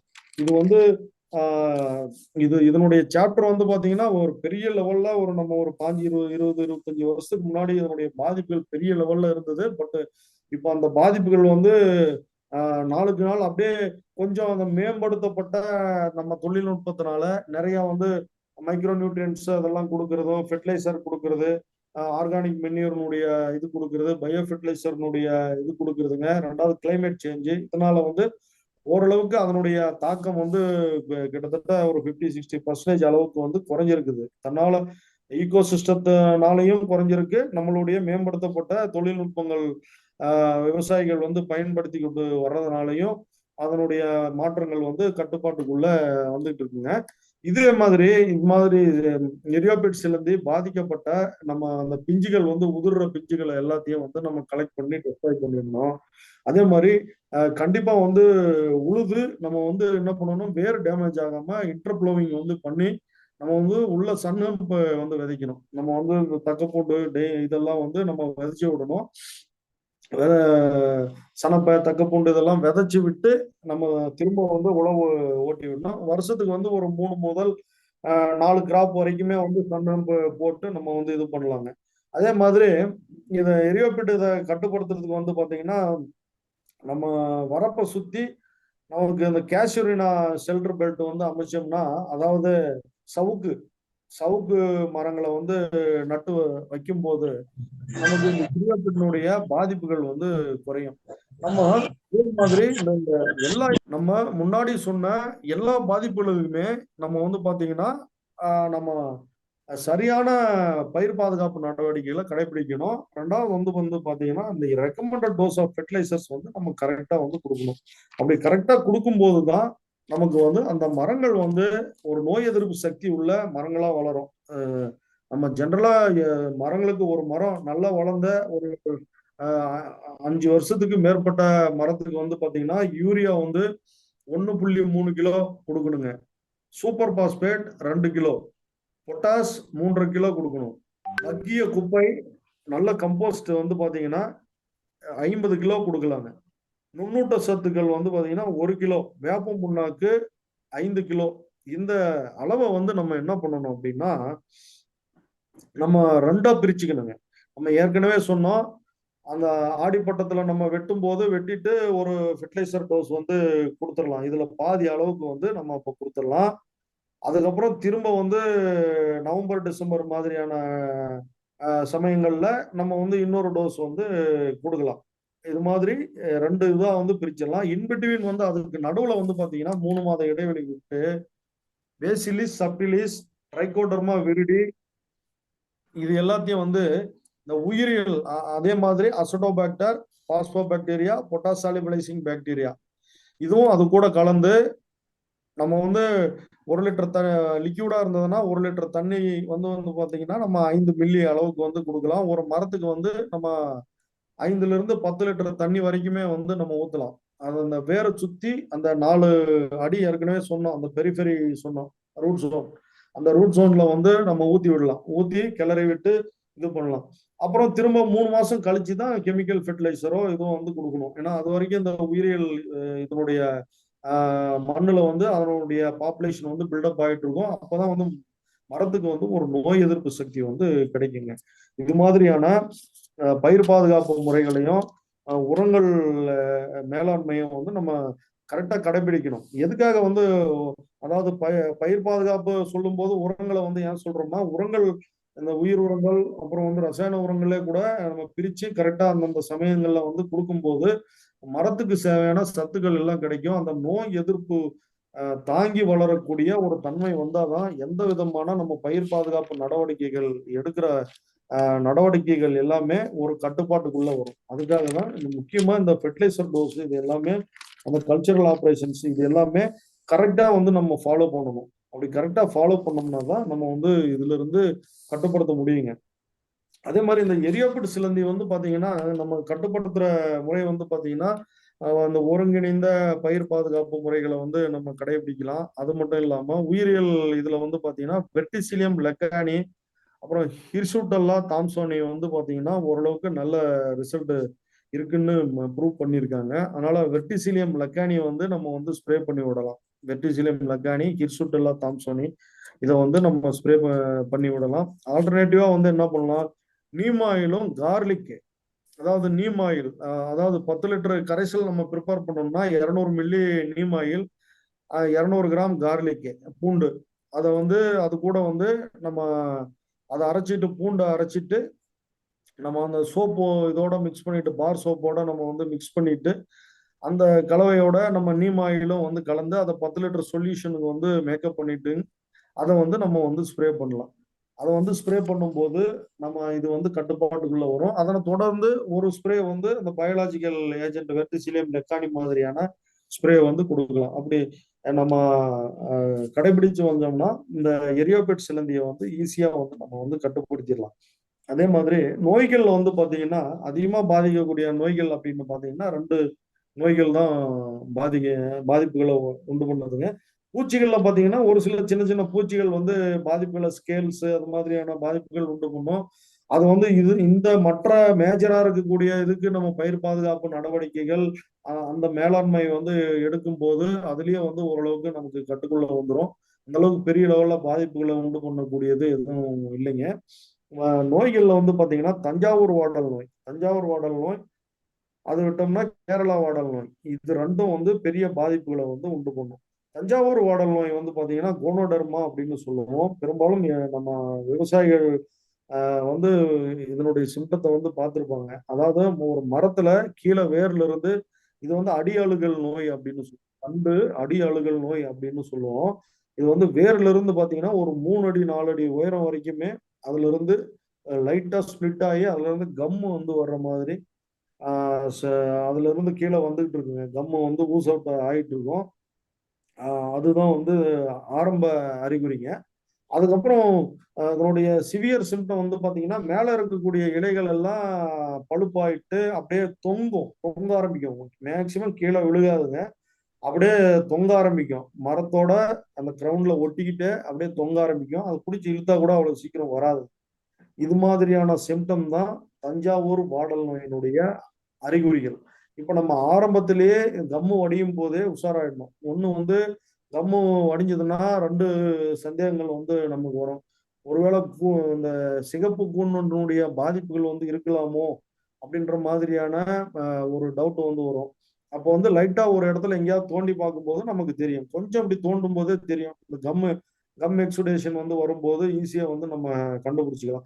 இப்போ எப்பவுமே வந்து பாத்தீங்கன்னா கிளீன் கல்டிவேஷன் தான் வந்து நமக்கு ரொம்ப ரொம்ப கை கொடுக்குறதுங்க. அதாவது இதுலயும் நோய்கள் கட்டுப்பாட்லயும் பாத்தீங்கன்னா அந்த வேர் பகுதியில இருந்து ஒரு 3-4 அடிக்கு வந்து பாத்தீங்கன்னா வருடம் வந்து நம்ம சுண்ணாம்பு வந்து தடவிடும். சுண்ணாம்பு கூட என்ன பண்ணணும், அதாவது காப்பர் ஆக்சி குளோரைடு மாதிரி, செல்வியா காப்பர் ஆக்சி குளோரைடு மாதிரியான நெருங்கி அதை வந்து நம்ம மிக்ஸ் பண்ணிட்டு நம்ம வந்து தடவி விடணும். அது கூட வந்து வேப்ப எண்ணெயும் வந்து கலந்துக்கலாம். வேப்ப எண்ணெயும் கலந்துக்கிட்டு நம்ம வந்து ஃபுல்லா வந்து ஒரு 3-4 அடி உயரம் வரைக்கும் நம்ம ஃபுல்லா தடவி விடும் போது நம்ம ஏதாவது கரையான் வந்து மேலே ஏறிச்சுனாவோ, இல்லை இது மாதிரி கம்மு வந்து எக்ஸோட் ஆகி வெளியே வந்ததுனாவோ, இல்லை கூன் வண்டுகளுடைய பாதிப்புகள் வந்து ஏதாவது தென்பட்டாலோ நம்ம வந்து ஈஸியா வந்து அதை ஐடென்டிஃபை பண்ணி நம்ம அதுக்குரிய பயிர் பாதுகாப்பு நடவடிக்கைகளை ஈஸியா வந்து எடுக்கலாம். இது மாதிரி வருடத்திற்கு 2 முறை போடோ கலவை 1% போடோ கலவை தயார் பண்ணி பண்ணலாம். அதை கூட நம்ம வந்து பேஸ்ட் மாதிரி போடோ பேஸ்ட் தயார் பண்ணியும் நம்ம வந்து அடிச்சு விடலாம். இல்ல நம்ம சிம்பிளா வந்து பண்ணணும் அப்படின்னா காப்பர் ஆக்சி குளோரைடோட இன்னும் கொஞ்சம் சுண்ணாம்பு வந்து நல்லா கலந்துக்கிட்டு ரெண்டும் வந்து கொஞ்சம் கெட்டியான பதத்துல கொஞ்சம் சுண்ணாம்பு அடிக்கிற பதத்துல வந்து மாத்திக்கிட்டு அதுல வந்து நீம் ஆயில் கூட கலந்துக்கலாம். 1 லிட்டருக்கு 10 மில்லி 15 மில்லி அளவு கூட கலந்துக்கலாம். ஏன்னா சுவாபிங் பண்றதுனால கொஞ்சம் கான்சன்ட்ரேஷன் கொஞ்சம் அதிகமா போட்டுக்கலாம், தப்பு இல்லைங்க. அதை வந்து ஒரு ப்ரஷ் எடுத்துக்கிட்டு நீட்டா வேர்ல அது வரைக்கும் அந்த 3 அடி 4 அடிக்கு நம்ம வந்து அடிச்சு விட்டோம்னா நமக்கு ஈஸியா இந்த பாதிப்புகள் வந்து கட்டுப்படுத்திடலாம். ஏதாவது பாதிப்புகள் வந்தாலும் ஈஸியா வந்து கண்டுபிடிச்சிடலாம். அதே மாதிரியான கெமிக்கல் கட்டுப்பாடுல வந்து பாத்தீங்கன்னா இந்த ஹெக்ஸகோனசோல் அப்படிங்கிற மருந்தை நம்ம வேர்களுக்கு வந்து கட்டி விடணும். இது மாதிரியான அதிகமா பாதிப்புகள் தென்படுற இடத்துல வந்து பாத்தீங்கன்னா ஹெக்ஸகோனசோல் 2 மில்லி, அந்த 2 மில்லியோட 100 மில்லி தண்ணி கலந்துட்டு அந்த வெள்ளை வேர்கள் நமக்கு தெரியும். வெள்ளை வேர்கள் வந்து ஒரு 3 அடி 4 அடி தள்ளி கொத்தி எடுத்தோம். அந்த இடத்துல வந்து நல்லா ஆக்டிவா இருக்கக்கூடிய அந்த வெள்ளை இளம் வேர்கள் வந்து இருக்கும். அதை ஈஸியா அப்சர்வ் பண்ணும். அந்த வெள்ளை வேர்ல வந்து 2 மில்லி ஹெக்ஸகோனசோல் 100 மில்லி தண்ணியோட கலந்து கவர்ல கட்டி நம்ம கட்டி விட்டுட்டோம்னா அதை அப்சர்வ் பண்ணிக்கும். இது மூலமாகவும் இந்த கோனோடெர்மா தஞ்சாவூர் வாடல் நோய் வந்து ஈஸியா வந்து கட்டுப்படுத்திடலாங்க. அது மட்டும் இல்லாம இந்த நம்ம ஏற்கனவே சொன்னோம், அதாவது ஃபெர்டிலைசர் டோஸ் வந்து ஒரு ரவுண்டு கொடுத்துட்டு 3 மாசம் கழிச்சு இந்த பயோ வந்து கொடுக்கணும். உயிரியல் பயோ ஃபெர்டிலைசர்ஸ், பயோ காரணிகள் அதை வந்து கொடுக்கணும். அது வந்து பாத்தீங்கன்னா ட்ரைகோடர்மா விரிடி, பேசிலிஸ் சப்டிலிஸ் இது கலந்து ஒவ்வொரு மரத்துக்கு வந்து பவுடரா இருந்துச்சுன்னா 100 கிராம்ல இருந்து 200 கிராம் வரைக்குமே வந்து நம்ம கொடுக்கலாம். லிக்யூடா இருந்ததுன்னா 5 ml per லிட்டர் அப்படிங்கிற டோசேஜ்ல ஒரு 10 லிட்டர் தண்ணி வரைக்குமே, 5ல இருந்து 10 லிட்டர் தண்ணி வரைக்குமே நம்ம வந்து பயன்படுத்தலாம். அதை வந்து அந்த கிரவுண்ட் பகுதியில வந்து போட்டு விட்டு அதை நல்லா மிக்ஸ் பண்ணி, இல்லைன்னா எரு கூட கலந்துக்கலாம். நல்லா மக்கி போன எரு, இல்லைன்னா வெர்மி கம்போஸ்டோட கலந்துக்கலாம். வெர்மி கம்போஸ்டோட என்ரிச் பண்ண மாதிரி நம்ம ஒரு 5 கிலோ வெர்மி கம்போஸ்டோட இது மாதிரியான உயிரியல் காரணிகள் எல்லாத்தையும் கலந்துட்டு நம்ம அந்த ரூட் ஜோன் பகுதியில வந்து கொடுத்துட்டு நம்ம மண்ணை வந்து நல்லா கிளறி விட்டுட்டு இரிகேட் பண்ணிட்டோம்னா நமக்கு வந்து ஒரு கிளீன் கல்டிவேஷன் வந்து வந்துடும். அந்த மரத்துக்கு வந்து ஒரு எதிர்ப்பு சக்தி, நோய் எதிர்ப்பு சக்தி வந்து வந்துடும். இந்த பாதிப்புகள் வந்து சிவியர் ஆகும் போது வந்து பாத்தீங்கன்னா இது மாதிரியான அந்த பெசிடியோ கார்போ அப்படின்னு சொல்லுவோம், அதனுடைய அந்த காளான் பாத்தீங்கன்னா அந்த வேர் பகுதியில வந்து அந்த காளான்கள் வந்து அதிகமா வந்து வளரும். அந்த அளவுக்கு விடக்கூடாதுங்க. ஆரம்பத்துல வந்து நம்ம அந்த கம்மு எக்ஸூட் ஆகி வெளியே வரும்போதே நம்ம வந்து கண்டுபிடிச்சு நம்ம வந்து ஈஸியா வந்து கட்டுப்படுத்திக்கலாம். இது மாதிரி ஒருங்கிணைந்த பயிர் பாதுகாப்பு முறைகளை வந்து நம்ம வந்து தஞ்சாவூர் வாடல் நோய்க்கும் நம்ம வந்து ஃபாலோ பண்ணணுங்க. அதுக்கு அடுத்தபடியா பாத்தீங்கன்னா இந்த கேரளா வாடல் நோய். இந்த கேரளா வாடல் நோய் ஒரு சில பகுதியில பொள்ளாச்சி ஏரியால கொஞ்சம் தென்பட்டதுங்க. தர்மபுரி ஏரியாவில் கொஞ்சம் தென்பட்டது. அப்புறம் திரும்ப வந்து அது குறைஞ்சிடுச்சுங்க. இப்போ அந்த அளவுக்கு வந்து இல்லை. பட் இருந்தாலும் ஏதோ ஒரு இடத்துல அதனுடைய பாதிப்புகள் வந்து இருக்கு. இது வந்து பாத்தீங்கன்னா விங்கடு பக்குன்னு சொல்லக்கூடிய ஸ்டெப்பானிட்டா ஸ்டிபிகா அப்படின்ற ஸ்டெப்பானிட்டாஸ் டிபிகா அப்படின்ற அந்த விங்கடு பக்குனால தான் இது வந்து ஸ்ப்ரெட் ஆகுதுங்க. சார் அந்த போட்டோ காட்டுங்க சார். அந்த படம் கேரளா வாடல் நோய். அடுத்து இது மாதிரி இந்த ஸ்டெப்பானிட்டிஸ் டிபிகா அப்படின்ற இந்த பக்குனாலதான், அதாவது விங்கடு பக்குன்னு சொல்லக்கூடிய அந்த பூச்சினாலதான் ஸ்ப்ரெட் ஆகுதுங்க. அதாவது இது வந்து பாத்தீங்கன்னா ஒரு ஃபைட்டோபிளாஸ்மா டிசீஸ். இப்போ எப்படி வந்து நம்ம பிரிஞ்சால் எல்லாம் பில்லோடி மாதிரியான அந்த நிறைய இலைகள் வந்து கொத்து கொத்தா வர்ற இது மாதிரி வரக்கூடிய அந்த பில்லோடினால எம்எல்ஓ டிசீஸ் மாதிரி வருது இல்லைங்களா, ஃபைட்டோபிளாஸ்மா டிசீஸ். அது மாதிரியான ஒரு டிசீஸ் தான் இந்த கேரளா வாடல் நோய். அது மாதிரி பிரிஞ்சால்ல எப்படி நமக்கு எல்லாம் கசன்னு வருதோ அதே மாதிரி இந்த கேரளா வாடல் நோயிலையும் இதனுடைய பாதிப்புகள் வந்து இருக்கும். இது வந்து பாத்தீங்கன்னா அந்த இலைகள் வந்து பாத்தீங்கன்னா அந்த பிளாசிடிட்டி சிம்டம் வந்து காட்டும். அதாவது இப்போ வந்து நமக்கு போரான் சத்துக்கள் வந்து பற்றாக்குறை இருந்ததுன்னா எப்படி அந்த மாதிரி அந்த நுனி பகுதியில் வந்து வருமோ அது மாதிரியான ஒரு இது இலைகள் எல்லாம் மடிச்சுக்கிட்டு சுருண்டுகிட்டு ஒரு வைரஸ் நோய் வந்த மாதிரியான ஒரு அப்பியரன்ஸ், இந்த பிளாசிடிட்டி அப்படின்னு சொல்லுவோம், அது மாதிரியான ஒரு அப்பியரன்ஸ் வந்து கொடுக்குங்க. இதுதான் அதனுடைய பாதிப்புகள்ங்க. இந்த இதை வந்து கண்ட்ரோல் பண்றதுக்கு வந்து பாத்தீங்கன்னா முக்கியமா அந்த பக்கு வந்து இந்த விங்கடு பக்கை வந்து நம்ம வந்து அழிச்சாலே போதும். விங்கடு பக்கை அழிக்கிறதுக்கு நம்ம ஏற்கனவே சொன்ன அந்த மெட்டாரைசியம் அனிசோபிலியா வந்து மற்ற இதுக்கு வந்து ஸ்ப்ரே பண்ணும் போது நம்ம ஸ்ப்ரே பண்ணி விட்டோம்னாவே அந்த பக்கையும் வந்து கண்ட்ரோல் பண்ணிடுங்க. அது மட்டும் இல்லாம கிளீன் கல்டிவேஷன் வந்து ரொம்ப ரொம்ப அவசியம். அதே மாதிரி வேப்ப முன்னாக்கு கட்டாயமா வந்து மரத்துக்கு 5 கிலோ வேப்ப முன்னாக்கு நம்ம வந்து கலந்துக்கணும். கலக்கும் போது இந்த பக் எல்லாமே வந்து செத்து போயிடும். இன்டர் கிராப் வந்து நம்ம கவுப்பி வந்து யூஸ் பண்ணலாம். கவுப்பி மற்ற லெகும்ஸ் வந்து யூஸ் பண்ணலாம். யூஸ் பண்ணி இதனுடைய பாப்புலேஷனை குறைச்சி நம்ம கிளீன் கல்டிவேஷன் பண்ணோம்னா இந்த கேரளா வாடல் நோயை வந்து ஈஸியா வந்து கட்டுப்படுத்தலாம். அதே மாதிரி மைக்ரோ நியூட்ரியன்ட் இந்த இதுக்கு வந்து எதிர்ப்பு சக்தி கொடுக்கக்கூடிய மெக்னீசியம் சத்து வந்து கொஞ்சம் நல்ல எதிர்ப்பு சக்தி, நுண்ணூட்ட சத்துலயே மெக்னீசியம் சத்துக்கள்ல வந்து கொஞ்சம் நல்ல எதிர்ப்பு சக்திகள் வந்து கொடுக்குங்க. அதனால வந்து மெக்னீசியம் சல்பேட் கொடுக்கறத விட மெக்னீசியம் ஆக்சைடு MgO அப்படின்ற முறையில வந்து இதுக்கு வந்து கொடுத்தோம்னா ஈஸியா வந்து அது எடுத்துக்கும். இது வந்து 1/2 கிலோ மெக்னீசியம் ஆக்சைடு MgO அப்படிங்கிற கான்சன்ட்ரேஷன்ல நம்ம வந்து கொடுக்கணும். இது மாதிரியான ஒருங்கிணைந்த பயிர் பாதுகாப்பு முறைகளை கடைபிடிக்கணும். பயிர் பாதுகாப்பு முறைகள் மட்டும் இல்லாம உர மேலாண்மையும் கிளீன் கல்டிவேஷனை வந்து ஃபாலோ பண்ணாதான் நம்ம வந்து கோகனட்ல வந்து அதிகமான ஈல்டு வந்து எடுக்க முடியும். தொடர்ச்சியா வந்து நம்ம ஈல்டு எடுக்க முடியும். ஈல்டு எடுக்கிறது மட்டும் இல்லாம நம்ம வந்து நல்ல ஒரு பராமரிப்பையும் ரொம்ப நாளைக்கு வந்து மரங்களை வந்து, ஏன்னா இது பல்லாண்டு பயிர்ன்றதுனால ரொம்ப நாள் அந்த மரங்களை வந்து பாதுகாப்பா நம்ம வைக்கவும் முடியும். இது மாதிரியான பயிர் பாதுகாப்பு நடவடிக்கைகளை அனைத்து விவசாயிகளும் வந்து கடைபிடிச்சு நல்ல விளைச்சல் வந்து எடுக்கணும். நன்றி. நன்றி டாக்டர் குமரவேல், உங்கள் தகவல்களுக்கு மிக்க நன்றி. இதுவரை பிளான்ட் ப்ரொடெக்ஷன் மெஷர்ஸ் இன் கோகனட், அதாவது தென்னையில் பயிர் பாதுகாப்பு முறைகள் தொடர்பான தகவல்கள் வழங்க கேட்டோம். தற்போது கேள்வி நேரம் ஆரம்பமாகிறது. முதலில் நமது குழுவில் இணைந்துள்ள சென்னையை சார்ந்த திரு ஹியூபர்ட் அவர்களை பேச அழைக்கிறேன். Hubert sir, please. நன்றி. அதாவது சார், என்னுடைய கேள்வி என்னன்னா, நான் கேள்விப்பட்டது மரநாய், வீசல் சொல்லுவாங்க, மரநாய். அது வந்து தென்னை மரத்தில் இருக்க தேங்காய் எல்லாத்தையும் எடுத்து தின்னுட்டு மட்டும் போக மாட்டேன், அது வளர விடாம செய்யுதுன்னு கேள்விப்பட்டேன். இது உண்மையா? நம்பர் 1. அப்படி அது வராத தடுக்க என்ன செய்யறாங்கன்னா, அந்த முள்ளு மாதிரி ஒரு வேலி போடுறாங்க. ஆனா அது அந்த தென்னை மரத்து மேல, அதுதான் ஒரே பாதுகாப்பா அல்லது வேற பாதுகாப்பு இருக்கா சார்? சார் சொல்றது கரெக்டு தான் சார். இப்போ அதாவது இப்போ நம்ம இவ்வளவு நேரம் பார்த்த இந்த பூச்சி நோய்கள் மட்டும் இல்லாம தென்னையில வந்து பாத்தீங்கன்னா கிட்டத்தட்ட ஒரு 20-30% கூட அந்த நீங்க சார் சொன்ன மாதிரி அந்த மரநாயினுடைய பாதிப்புகள், அணில் கடிக்கிற அந்த அணில் பாதிப்புகள், ஒரு சில ஏரியால வந்து மங்கீஸ்னுடைய பாதிப்புகள், எலியினுடைய பாதிப்புகள், இந்த பிரச்சனைகள் எல்லாமே வந்து இருக்கு சார். இல்லாம இல்ல, கட்டாயமா இருக்கு.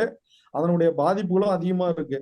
அது வந்து மரநாய்கள் வந்து என்ன பண்ணா அதை அப்படியே குரண்டி அதை வந்து எடுத்து அதை பிச்சு எடுத்துருங்க. பிச்சு எடுத்து அப்படியே எல்லாத்தையும் வந்து உள்ள இருக்கிறத வந்து உறிஞ்சி இந்த தண்ணி எல்லாத்தையும் குடிச்சிட்டு அதை டப்புன்னு எல்லாம் கீழே விழுந்துருங்க. இவ்வளவு பெரிய குறும்பையா இருந்தாலும் அது வந்து ஈஸியா வந்து அதை காலி பண்ணி எல்லாமே விழுந்துருங்க. அதே மாதிரி நம்ம எலிகளினுடைய பாதிப்புகளும் குரங்குகளினுடைய பாதிப்புகளும் வந்து அதிகமா இருக்கும் சார். இப்போ நம்ம அதை வந்து கட்டுப்படுத்துறதுக்கு இப்போ சார் சொன்ன மாதிரி அந்த கம்பி இதை வந்து சுத்தி விடலாம் சார். அந்த இரும்பு இது அதுல வந்து கூர் கூரா இருக்கும் போது அதுல வந்து ஏறாம இருக்கும். இல்லைன்னா வந்து அந்த தகரம் அடிக்கிற முறை வந்து ஒரு 2 அடி அளவுக்கு வந்து தகரம் அடிச்சிட்டோம்னா எந்த விதமான பாதிப்புகள் இல்லை. அந்த உயிருக்கும் வந்து எந்த விதமான சேதாரம் இல்லை. ஆனா நம்மளுடைய தென்னை மரத்துக்கும் எந்த விதமான பாதிப்புகள் இல்லை. இப்ப அடிக்கிறது வந்து எல்லா மரத்துக்குமே வந்து நம்ம அதை வந்து அடிக்கணும். ஏன்னா அதுல அணில் ஏறாதுங்க, எலி ஏறாது, மரநாய் ஏறாது.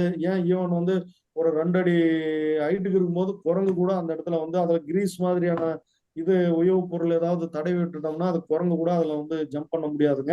அதே மாதிரி நம்ம வரப்பு ஓரங்கள்ல நம்ம தோப்பு வந்து அப்படியே கொஞ்சம் மற்ற மரங்களுக்கும் அதுக்கும் டிஸ்டன்ஸ் இருக்கிற மாதிரி. ஏன்னா இதுக்கு எல்லாமே நம்ம பாதுகாப்பு கொடுத்துட்டு வரப்புல வந்து வேற ஏதாவது ஒரு புங்க மரமோ வேப்ப மரமோ ஏதாவது ஒரு மரம் இருந்துச்சுன்னா குரங்கு அது மூலியமா தாவி அந்த மரநாய் எலிகள் எல்லாமே அது மூலியமா தாவி ஒரு மரத்துல இருந்து ஒரு மரம் ஈஸியா வந்து போயிடுங்க. அது மாதிரி அதுக்கு கொஞ்சம் டச் இல்லாத மாதிரி கொஞ்சம் வந்து பார்த்துக்கிட்டு நம்ம வந்து அது மாதிரியான நடவடிக்கைகள் தான் சார் பண்ணணும். அப்புறம் கூண்டு வச்சு பிடிக்கிறது இது மாதிரியான மெத்தட்ஸ் தான் சார் பண்ணணும். பெரும்பாலும் இந்த தகரம் சீட்டு அடிச்சு அதுல வந்து கிரீஸ் மாதிரியான ஓய்வுப் பொருள் வந்து தடவிட்டீங்கன்னா பெரும்பாலும் குறைஞ்சிரும் சார் நமக்கு அதனுடைய ஓகே, பாதிப்பு. நன்றி சார், நன்றி சார். நன்றி Thank திரு ஹியூபர்ட், நிகழ்ச்சியில் பங்கு பெற்றமைக்கு மிக்க நன்றி. அடுத்ததாக நமது குழுவில் இணைந்துள்ள டாக்டர் என் முருகேசன், முன்னாள் பேராசிரியர் பூச்சியியல் துறை அவர்களை பேச அழைக்கிறேன். Murugesan sir please. வணக்கம். வணக்கம் சார். அது correct. இந்த ஒண்ணும் இல்ல, மரநாய் வந்து பொதுவா தென்னை மரத்துல சில ஃபண்டமெண்டல் உண்டு. ஃபண்டமெண்டல்னா அடிப்படையா 26 அடி இடைவெளி விட்டுறணும். 26 இடைவெளி விட்டோம்னா அந்த மரநாய் தொந்தரவு, எலி தொந்தரவு நல்லா குறையும். First point.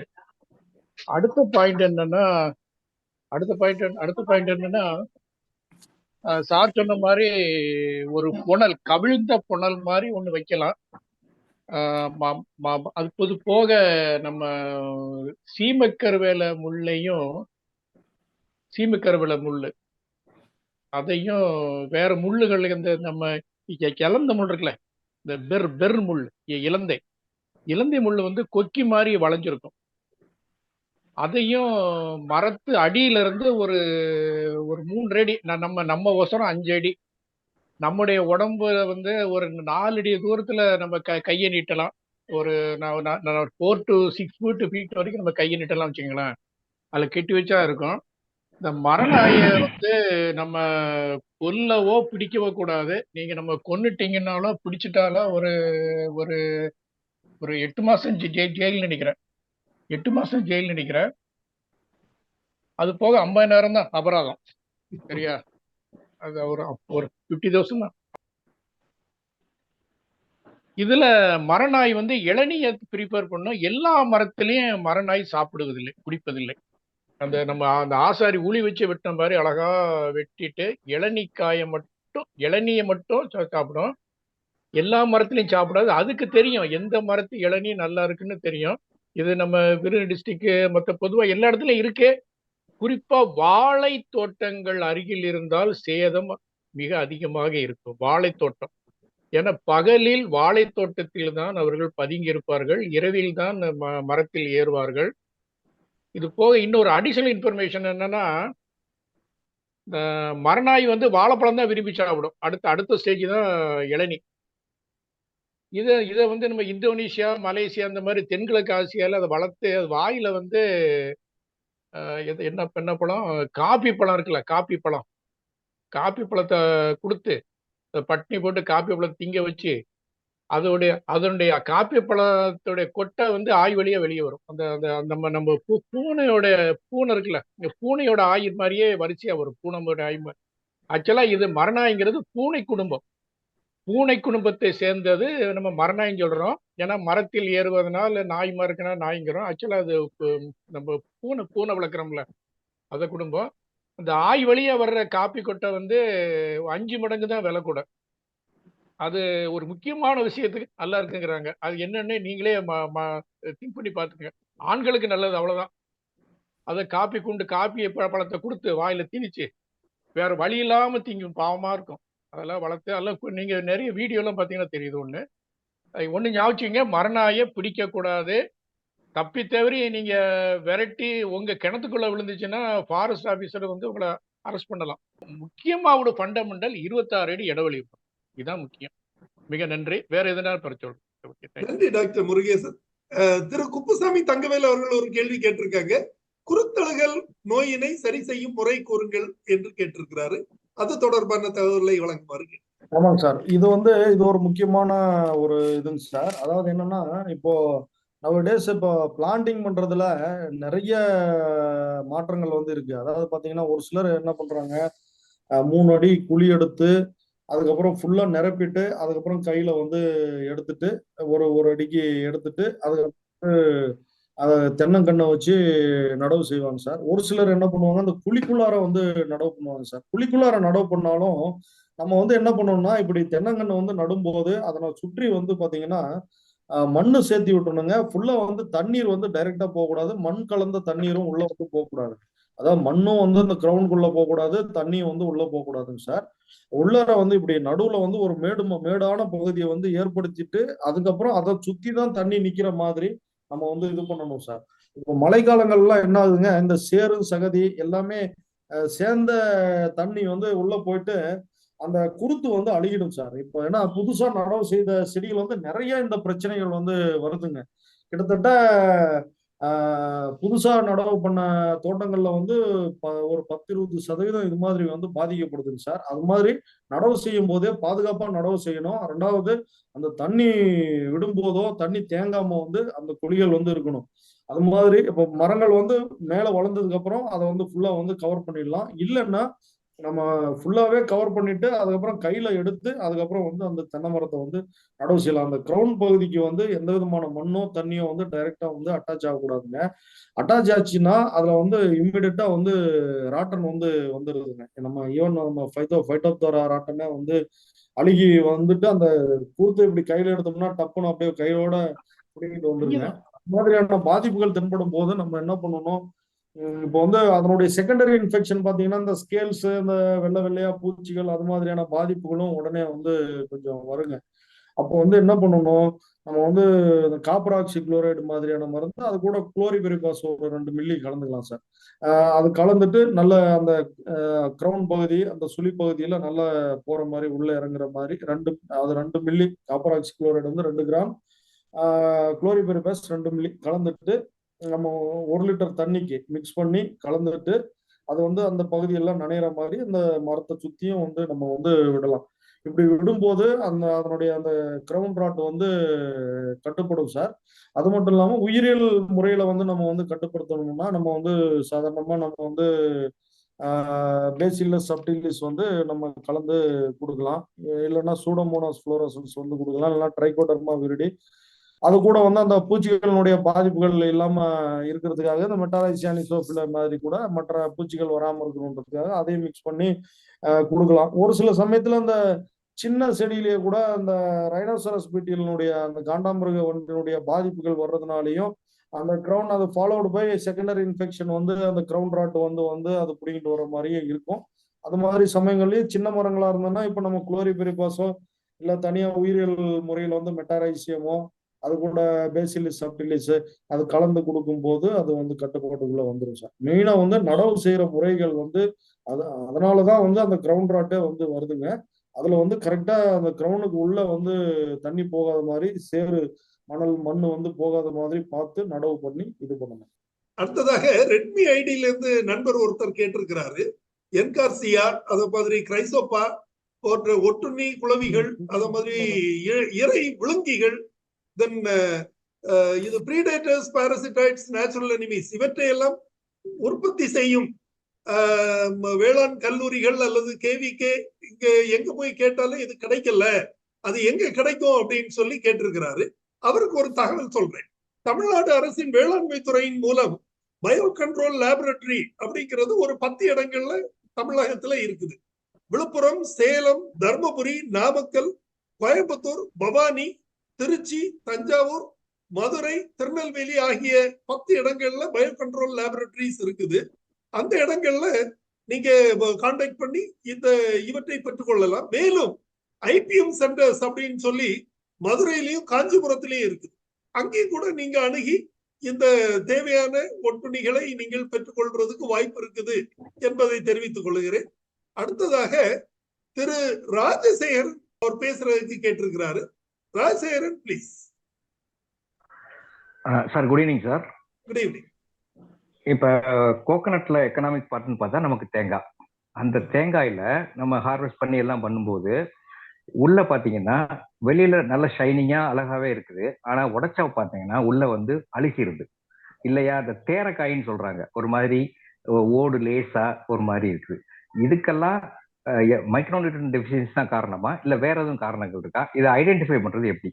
அதாவது நல்ல கேள்வி சார். ஏன்னா நமக்கு வந்து எக்கனாமிக் பார்ட்டே வந்து என்னதான் மற்ற பாகங்கள் வந்து நம்ம பயன்படுத்தினாலும் நமக்கு முக்கியமான பாகங்கள் வந்து உள்ள இருக்கக்கூடிய அந்த இதுதாங்க. நமக்கு அந்த கொப்பரை தான் வந்து நமக்கு முக்கியமான பாகம். இப்போ அது என்ன உடைச்சு பார்க்கும்போது உள்ளார இருக்கா இல்லையான்னு நமக்கு இதா இருக்கும். அது ஏதாவது ப்ராப்ளமா இருந்ததுன்னா நமக்கு ஆயில் கண்டென்ட்ல இருந்து எல்லாமே பாதிக்கப்படும். அது அது அது கஷ்டப்பட்டு வளர்த்து அது வந்து இதாகி போடுங்க. அது மெயினா வந்து பாத்தீங்கன்னா நமக்கு இந்த தேரைக்காயின்னு சொல்றது வந்து பாத்தீங்கன்னா நமக்கு டெஃபிஷியன்சி தான். குறிப்பா வந்து பாத்தீங்கன்னா நம்ம போரான் கம்மியா இருந்ததுன்னா நமக்கு வந்து ப்ராப்பரா வந்து பாலினேஷன் வந்து நடக்காது. ப்ராப்பரா பாலினேஷன் நடக்கலைன்னா உள்ள வந்து ஃபெர்டிலைசேஷன் ஆகாம அந்த இது எல்லாமே வருங்க. அதனால இந்த மிக்சர் நம்ம அதனாலதான் சொன்னோம், இந்த கிளீன் கல்டிவேஷன் பண்றது மட்டும் இல்லாம இந்த நோய் எதிர்ப்பு சக்திகள் அந்த மரங்களுக்கு கொண்டு வர்றதுக்கு அந்த நுண்ணூட்ட சத்து மற்றது நுண்ணூட்ட சத்து வந்து 1 கிலோ வரைக்கும் நம்ம வந்து கொடுக்கலாம்னு சொன்னோம். அதோட வந்து அந்த ஒரு ரெகுலர் ஃபெர்டிலைசர் டோஸ் வந்து ஜூன் ஜூலைல கொடுக்குறோம்னா ஒரு 3 மாசம் கழிச்சு அந்த உயிரியல் உரங்களையும் வந்து நம்ம வந்து கொடுக்குறோம். இப்போ அந்த உயிரியல் உரங்களை கொடுக்குறோம். அதுக்கப்புறம் திரும்ப மைக்ரோ நியூட்ரியன்ட்டும் மற்ற ஃபெர்டிலைசர் வந்து மிக்ஸ் பண்ணி கொடுக்குறோம். அது மட்டும் இல்லாம இப்போ இந்த நம்ம டிஎன்ஏ இது வந்து அந்த மைக்ரோ நியூட்ரியன்ட் அந்த லிக்யூடு இருக்குங்க. அது வந்து ஒரு மரத்துக்கு வந்து 200 மில்லி வீதம் வந்து அதை வந்து ரூட் ஃபீடிங் கூட நம்ம கொடுக்கலாம். இது மாதிரியான இதை வந்து ஃபாலோ பண்ணணும். கண்டிப்பா வந்து ஃபெர்டிலைசர் டோஸும் நம்ம யாருமே ஃபாலோ பண்றது இல்லைங்க. அதுதான் வந்து ஒரு பெரிய மைனஸ். அதனாலதான் வந்து நம்ம டிபார்ட்மெண்ட்ல எல்லாமே வந்து பாத்தீங்கன்னா எம்என் மிக்சர் கொடு அப்படின்ட்டு கம்பல்சரி வந்து நம்ம வந்து கொடுக்குறோம். அதை மட்டும் கரெக்டா நம்ம ஃபாலோ பண்ணி அந்த ஃபெர்டிலைசர் டோஸையும் ஃபாலோ பண்ணி நடுவுல இந்த நோய் எதிர்ப்பு சக்திக்கு உயிரியல் காரணிகள் எல்லாத்தையுமே வந்து மிக்ஸ் பண்ணி கொடுக்கும்போது இந்த மாதிரியான பிரச்சனைகள் எல்லாம் கண்டிப்பா வந்து வராதுங்க. இப்போ வந்து மெயினா வந்து மைக்ரோ நியூட்ரியன் டெஃபிஷியன்சி தான் அதுக்கு காரணம். ஏன்னா வந்து அதனுடைய ஆயில் கண்டென்ட் கூட ஏன்னா ஆயிலுக்கு அதிகமா வரணும்னா கூட நமக்கு வந்து இப்போ சல்பர் வந்து அதிகமா இருந்ததுன்னா தான் நமக்கு ஆயில் கண்டென்ட் வந்து அதுல வந்து அதிகமா உற்பத்தி ஆகும். அது எந்த விதமான இது சூரியகாந்திலையும் சரி மற்ற இதுலயும் வந்து சல்பர் கண்டென்ட் வந்து வேணும். அது மாதிரி அந்த மிக்சடு மைக்ரோ நியூட்ரியன்ட் மற்ற ஃபெர்டிலைசர்ஸ் மற்ற நம்ம ஃபார்மியார்டு மென்யூர் அப்புறம் வந்து பயோ இன்னாகுலண்ட் இது எல்லாமே வந்து கரெக்டான சமயத்துல கரெக்டா அந்த கிளீன் கல்டிவேஷன்ல கொடுத்துட்டு வந்தோம்னா கண்டிப்பா வந்து நமக்கு இது மாதிரியான பிரச்சனைகள் எல்லாம் வராது. நன்றி டாக்டர் குமரவேல். கூடுதல் இன்ஃபர்மேஷன் கொஞ்சம் சொல்றேன். இவர் இந்த மைக்ரோ நியூட்ரியன்ட் அதாவது தேரைக்காய்க்கு பொதுவாக மைக்ரோ நியூட்ரியன்ட் அப்படின்னு பொதுவா சொன்னாலும் போரான் டெஃபிஷியன்சி அதுக்கு ஒரு முக்கியமான காரணமாக தெரிகிறது. ஸோ அதுக்கு போராக்ஸ் நீங்க போடலாம். அல்லது தென்னைக்குள்ள டானிக் டிஎன்ஏ டானிக் ஒன்று அவைலபிளா இருக்குது. டிஎன்ஏவோட எல்லா ரிசர்ச் ஸ்டேஷன்ல சொன்னா அவங்க வாங்கி கொடுப்பாங்க, அல்லது கேவிகேல வாங்கி கொடுப்பாங்க, அல்லது வேளாண்மை விரிவாக்க மையங்கள் ஒருங்கிணைந்த வேளாண்மை விரிவாக்க மையங்கள்ல கூட நீங்க சொல்லி 1-2 தடவை கேட்டீங்கன்னா அவங்க அதை அரேஞ்ச் பண்ணி தர்றதுக்கு வாய்ப்பு இருக்குது. ஒரு மரத்துக்கு 200 மில்லி வச்சு நீங்க அதை வந்து ரூட் ஃபீடிங்ல பண்ணிக்கலாம். இவ்வாறு கொடுக்கதன் மூலம் நீங்க வந்து உங்க தென்னைகளை நல்லபடியாக பராமரிக்கிறதுக்கு வாய்ப்பு இருக்குது. இயற்கையிலேயே நம்ம தோட்டத்துல இருக்கக்கூடிய எருக்கும் செடிகளை வந்து ஒரு மரத்துக்கு வந்து ஒரு 4 கிலோ வீதம் வந்து அதை நீட்டா கட் பண்ணீங்க. அந்த பெரிய ஈவன் நம்ம ஃபெர்டிலைசர் அப்ளை பண்ணும்போது கூட அது கூட மிக்ஸ் பண்ணி கொடுக்கலாம். அதுல ஒன்றும் தப்பு இல்லைங்க. அந்த பெரிஃபெரியில வந்து நம்ம 4-4.5 அடி விட்டு வந்து ஒரு 1/2 அடியில குழி எடுத்து ரவுண்டா வந்து வட்டப்பாத்திகள் போட சொன்னோம் இல்லைங்களா? அந்த குழிகளுக்குள்ளார அந்த இதை போட்டு விட்டு அந்த சாப் பண்ணீங்கன்னால அந்த எருக்கும் செடிகளை வந்து போட்டு விட்டு அது மேல ஃபெர்டிலைசர் போட்டு கூட அதை க்ளோஸ் பண்ணிட்டோம்னா அது மக்கி வந்து அதனுடைய இதுக்கு வந்து கிடைக்கும் சார். இது மாதிரி நம்ம ஆட் பண்ணிக்கலாம். நம்ம தோட்டத்துல இருக்கிறத வச்சு கூட பண்ணிக்கலாம். அடுத்ததாக திரு இம்ரான் அவர்கள் பேசுறதுக்கு கேட்டிருக்கிறாரு. திரு இம்ரான் உங்க கேள்வியை நேரடியாக கேட்கலாம். நான் வந்து ராமநாதபுரம் மாவட்டம் தேவிப்பட்டினத்துல இருந்து பேசுறேன் சார். ஓகே. நாங்க வந்து கோகனட் வந்து ஒரு 500 பிளான்ஸ் பக்கம் வச்சிருக்கோம் சார். சரி. இங்க வந்து நாங்க ஆர்கானிக்காவும் ஃபாலோ பண்றோம், இன்ஆர்கானிக்காவும் ஃபாலோ பண்ணிட்டோம் சார். So okay. வந்து எங்களுக்கு கோகனட்ல வந்து மேக்ஸிமம் ரைனோசரஸ் பிட்டில் அட்டாக் அதிகமா இருக்கு சார். So okay. அதனால நாங்க வந்து இந்த ஆமணக்கு புண்ணாக்கு இருக்குல்ல சார், ம். அதுவும் அதுல பிளஸ் வாட்டர் பிளஸ் கனிஞ்ச ரஸ்தாலி சார், இது மூணுத்தையும் ஆட் பண்ணி வச்சிருக்கோம் சார். ஓகே. பிளஸ் வந்து இப்போ உங்களுக்கு என்னன்னா சார், நாங்க வந்து இப்போ இந்த டைம் வந்து நாங்க இது மாதிரி எங்களுக்கு வந்து ஈல்டு ஒழுங்கா கிடைக்காதனால நாங்க வந்து ரூட் ஃபீடிங் பண்ணலாம். கோகோனட் டானிக் பிளஸ் அதுல வந்து மோனோக்ரோட்டோபாஸ் பிளஸ் அதோட வந்து ஒரு growth ரெகுலேட்டர் ஆட் பண்ணலாம் அப்படின்னு சொல்லிட்டு ஒரு ஐடியால இருக்கும் சார். ஓகே. ஸோ அந்த மாதிரி ஃபாலோ பண்ணலாமா சார்? அதாவதுங்க, இப்போ நீங்க பண்ற முறைகள் எல்லாம் ஓகே, நல்லா பண்ணிட்டு இருக்கிறீங்க. பட் அந்த வாழைப்பழத்தோட நம்ம பப்பாளி காய் சொன்னோம் இல்லைங்களா? ஆமாங்க சார். பப்பாளி காயும் வந்து ஆட் பண்ணிக்கங்க. பப்பாளி காயை ஆட் பண்ணி நொதிக்க விட்டு அந்த பக்கெட்ல சரிங்க வச்சு சார். நொதிக்க விட்டு இது பண்ணுங்க. ஈஸியா ரைனோசரஸ் அதுல வந்து விழுந்து அட்ராக்ட் ஆகி விழுந்துருங்க. Okay sir. அதை வந்து இது பண்ணலாம். அதே மாதிரி ரூட் ஃபீடிங் சொன்னீங்க இல்லைங்களா? ரூட் ஃபீடிங்ல ஆமாங்க. இது நம்ம டிஎன்ஏ டானிக்கு அது கொடுங்க, மற்ற மைக்ரோ நியூட்ரியன்ட் இது எல்லாமே கொடுத்துட்டு அதுக்கப்புறம் சரிங்க வந்து சார். நம்ம இயற்கை முறையில வந்து பாத்தீங்கன்னா நம்ம மீன் அமிலம் இருக்கு இல்லைங்களா? மீன் ஆமாங்க அமிலம் சார். வந்து நிறைய விவசாயிகளுக்கு இங்க ரெக்கமெண்ட் பண்ணியிருக்கோம். அதுக்கு கண்டிப்பா விவசாயிகள நல்ல ரிசல்ட். அதாவது மீன் அமிலமும் அது கூட வந்து வெர்மி வாஷ் இருக்கு இல்லையா? ஆமாங்க நம்ம சார். மண்புழு வடிநீர் இருக்கு இல்லைங்களா? அந்த ஆமாங்க வடிநீர். சார். ஆமா ஆமாமா. ஆமாங்க. அதாவது மீன் அமிலம் வந்து 50 மில்லி, ஓகே சார். மண்புழு வடிநீர் 50 மில்லி. Okay sir. சரிங்களா? 50 50 ஓகேங்க 100 சார். ஆச்சுங்களா? அது கூட வந்து ஒரு ஆமா. 100 மில்லி தண்ணி ஓகே சார். அதை மிக்ஸ் பண்ணிட்டு அதுக்கப்புறம் அதுல அதர் ரூட் ஃபீடிங் கொடுங்க. அது ஓகே ரூட் சார். ஃபீடிங் கொடுக்கும்போது உங்களுக்கு நல்ல ரிசல்ட் இருக்குதுங்க. அந்த காய் சைஸ் நல்லா வர்றது, உதிராம இருக்கிறது, இந்த இது எல்லாமே நல்லா இருக்கு. Okay sir. ஏன்னா இங்க வந்து தண்ணி பற்றாக்குறை இருக்கிறதுனால நம்மளுக்கு வந்து அந்த இன்ஆர்கானிக் ஃபெர்டிலைசர் கொடுக்கும்போது அது கொஞ்சம் கொஞ்சமா தான் சார் சால்யூபிள் ஆகுது. ஸோ நீங்க ட்ரிப் இரிகேஷன் வந்து தயவு செஞ்சு பண்ணுங்க. ட்ரிப்ல பண்றீங்களா இல்ல எப்படி பண்றீங்க? ட்ரிப்லலாம் இல்லை சார், டைரக்டா நீங்க சொன்ன மாதிரி 4 ஃபீட்டுக்கு அந்த பேஸ் இன்ஃபார்மேஷன் எடுத்து 4 ஃபீட் இது பண்ணி தான் சார் கொடுத்துக்கிட்டு இருக்கோம். ஸோ இப்போ நமக்கு என்ன மெயின் ப்ராப்ளம்னா சீஷோரை ஒட்டி இருக்கு சார், நம்ம கடலுக்கு பக்கத்துலேயே நம்ம தோப்பு. ஸோ உங்களுக்கு வந்து அந்த சி அவங்களுக்கு வந்து இப்போ என்னன்னா இங்கே வந்து இது சால்ட் சாயில்ல சார். ஸோ அதில் உங்களுக்கு எந்த நியூட்ரியன்ஸுமே இருக்காது. ஸோ அதனால வந்து நமக்கு வந்து எதுவுமே டக்குன்னு உங்களுக்கு ஒரு நல்ல குட் ரிசல்ட்டை வந்து கொடுக்க மாட்டேங்குது. ஆர்கானிக்காவும் ஃபாலோ பண்ணிட்டோம், இன்ஆர்கானிக்காவும் ஃபாலோ பண்ணிட்டோம். ஸோ அடுத்து ரூட் ஃபீடிங்காக ஃபாலோ பண்ணலாம் அப்படின்னு சொல்லிட்டு தான் இந்த மாதிரி டெக்னிக்ஸை ஃபாலோ பண்ணலாமா இல்லைன்னா ஒரு சஜஷன் கேட்கலாம். இல்ல இது பண்ணுங்க. டிஎன்ஏ டானிக்கு அதோட மைக்ரோ நியூட்ரியன்ட் பிளஸ் நம்ம இப்போ சொன்ன டெக்னிக் இது பண்ணிட்டு நீங்க என்ன பண்ணணும்னா, இப்போ மற்ற ஓகே சார். இடங்கள்ல வந்து பாத்தீங்கன்னா நமக்கு அந்த ரூட் ஜோன் வந்து நமக்கு 4 அடி இடைவெளியில வந்து விட்டுட்டு நம்ம வந்து அந்த குழி எடுக்க சொல்றோம் இல்லைங்களா? அந்த ஆமாங்க சார். பரப்பு வந்து நீங்க இன்னும் கொஞ்சம் அதிகப்படுத்துங்க. ஒரு 1/2 அடி ஆழத்துக்கு வந்து நம்ம எடுக்க சொல்றோம். 1/2 அடி ஓகே ஆழத்துக்கு சார். எடுத்துட்டு அந்த அகலம் வந்து நார்மலா வந்து ஒரு 1/2 அடி அகலத்துக்கு வந்து எடுப்பாங்க. அந்த குழி எடுக்கிற மாதிரி எடுத்து ட்ரன்ச் எடுத்து அதுல வைப்பாங்க. அதை இன்னும் கொஞ்சம் பெருசுபடுத்தி நீங்க வருடம் ஓகே சார். வருடம் என்ன பண்ணுங்க, இப்ப நம்ம இந்த ஃபெர்டிலைசர் டோஸ் சொல்றோம் இல்லையா? அது கூட ஆமாங்க சார். நம்ம மண்புழு உரம், நல்லா மக்கி போன கம்போஸ்ட் 50 கிலோ சொல்றோம் இல்லைங்களா மரத்துக்கு? 50 ஆமாங்க கிலோன்னா சார். நீங்க 50 கிலோ வெளியே வாங்கி போட்டீங்கன்னா உங்களால கட்டுப்படி ஆகாதுங்க. நம்மளே நம்ம ஓகே சார். தோட்டத்திலேயே வந்து வாங்கி போட்டு எருவை போட்டு மக்க போட்டு அதுக்கப்புறம் அதுல இருந்து எடுத்து போடலாம். இலதலைகள்ல வேஸ்ட் ஆகிற இது எல்லாத்தையும் அதை மக்க போட்டு நம்ம இஎம் இது இருக்கு இல்லையா, வேஸ்ட் டீகம்போசர் இருக்கு இல்லையா, அதை ஆமாங்க போட்டு சார். விட்டு அதுல இருந்து எடுத்து நீங்க 50ல இருந்து 100 கிலோ வரைக்குமே ஒரு மரத்துக்கு வந்து கொடுக்கலாம். இது ஃபெர்டிலைசர்லாம் மிக்ஸ் பண்ணி அந்த என்டையர் பரப்பை வந்து சுத்தி போடுங்க. ரெண்டாவது வந்து பாத்தீங்கன்னா நம்ம விழக்கூடிய மட்டைகள் அது எல்லாமே இருக்கு இல்லைங்களா, அது ஆமாங்க எல்லாத்தையும் சார். வெட்டி அந்த தண்டு பகுதியிலிருந்து அந்த வேர் பகுதி கிட்ட இருந்து அந்த 4 அடி நம்ம பரப்பு சொல்றோம் இல்லையா சுத்திரும், அதுல வந்து ஆமாங்க சார். ஃபுல்லாவே பரப்பி விடுங்க. துண்டு துண்டா நல்லா போட்டு விட்டுட்டு ஒரு மல்ச்சிங் மாதிரி ஒரு அப்பியரன்ஸ் போட்டு விட்டுட்டு அதுக்கப்புறம் இது பண்ணுங்க.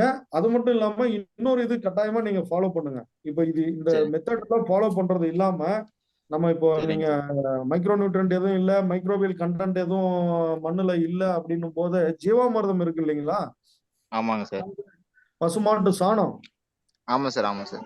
அதான் பசுமாட்டு சாணம் இப்ப 10 கிலோன்னா கோமியம் வந்து 10 லிட்டரு, ஓகே நாட்டு சார். சர்க்கரை வந்து ஒரு 4 கிலோ 5 கிலோ கலந்துக்கலாம். அது கூட ஓகே சார். வந்து ஒரு 2 கிலோ பாசிப்பருப்பு மாவு.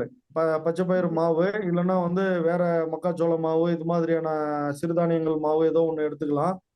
அப்புறம் சரிங்க சார். வாழைப்பழம் வேணா கூட அதை மிக்ஸ் பண்ணிக்கலாம். அது கூட ஃபர்ஸ்ட் ஓகேங்க. அந்த ஜீவாமிர்தம் ப்ரொசீஜர்லயே நீங்க பண்ணிட்டு 5வது நாள் வந்து என்ன பண்ணுங்க, 5வது நாள் நொதிக்க விட்டுட்டு நம்ம ஒரு 1 லிட்டர் ஜீவாமிர்தம் எடுக்கிறீங்கன்னா நீங்க வந்து ஒரு 20 லிட்டர் தண்ணி வரைக்கும் எடுத்துக்கலாம். ஒரு மரத்துக்கு வந்து நம்ம 5 லிட்டர் 4ல இருந்து 5 லிட்டர் ஜீவாமிர்தம் வரைக்கும் கொடுக்கலாம். அத்தனை ஓகேங்க. லிட்டர் தண்ணி ஆட் பண்ணிக்கங்க. தண்ணி ஆட் பண்ணிட்டு ஓகேங்க. நீங்க என்ன பண்ணுங்க, ஒரு 30 நாளைக்கு ஒரு முறை இது மாதிரி கொடுத்து அந்த வித் மல்ச்சிங்கு அந்த எஃபெக்டோட நீங்க கொடுத்தீங்கன்னு வச்சுங்க, உள்ள மைக்ரோபியல் பாப்புலேஷன் அந்த ஏரியாவே அந்த ரைசோஸ்பியர்னு சொல்லுவோம், அது கம்ப்ளீட்டா அந்த ஏரியாவே வந்து மாறிடுங்க. அதோட ஓ வந்து இந்த ரசாயன உரங்கள் வந்து 4 அடி தள்ளி கொடுக்கும்போது அப்போ வந்து பாத்தீங்கன்னா ஆட்டோமேட்டிக்கா நீங்க வந்து மற்ற இடங்கள்ல மற்ற சாயில்ல வந்து எந்த அளவுக்கு பொட்டன்ஷியல் இருக்கோ அந்த அளவுக்கு பொட்டன்ஷியல் வந்து உங்களுக்கு வந்து ஓகேங்க சார். சார் இப்போ ரைனோசரஸ் பீட்டில் வந்து நம்ம தண்ணி ஒழுங்கா பாய்ச்சலனாலும் வரதுக்கான இது இருக்கா சார்? கட்டாயம் கட்டாயம். அதாவது மரம் வந்து ஹெல்த்தியா இல்லைன்னாவே ஆட்டோமேட்டிக்கா நோய்கள் பூச்சி நோய்கள் வந்து அதிகமா வந்து தாக்க ஆரம்பிக்குங்க. ஓகேங்க சார்.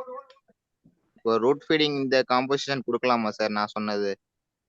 கோகோனட் டானிக் ப்ளஸ் கொடுக்கலாம் கொடுக்கலாம். நீங்க மேக்சிமம் டிஎன்ஏ ரெக்கமெண்ட் பண்றது தனியா கொடுங்கன்னு தான் சொல்றாங்க.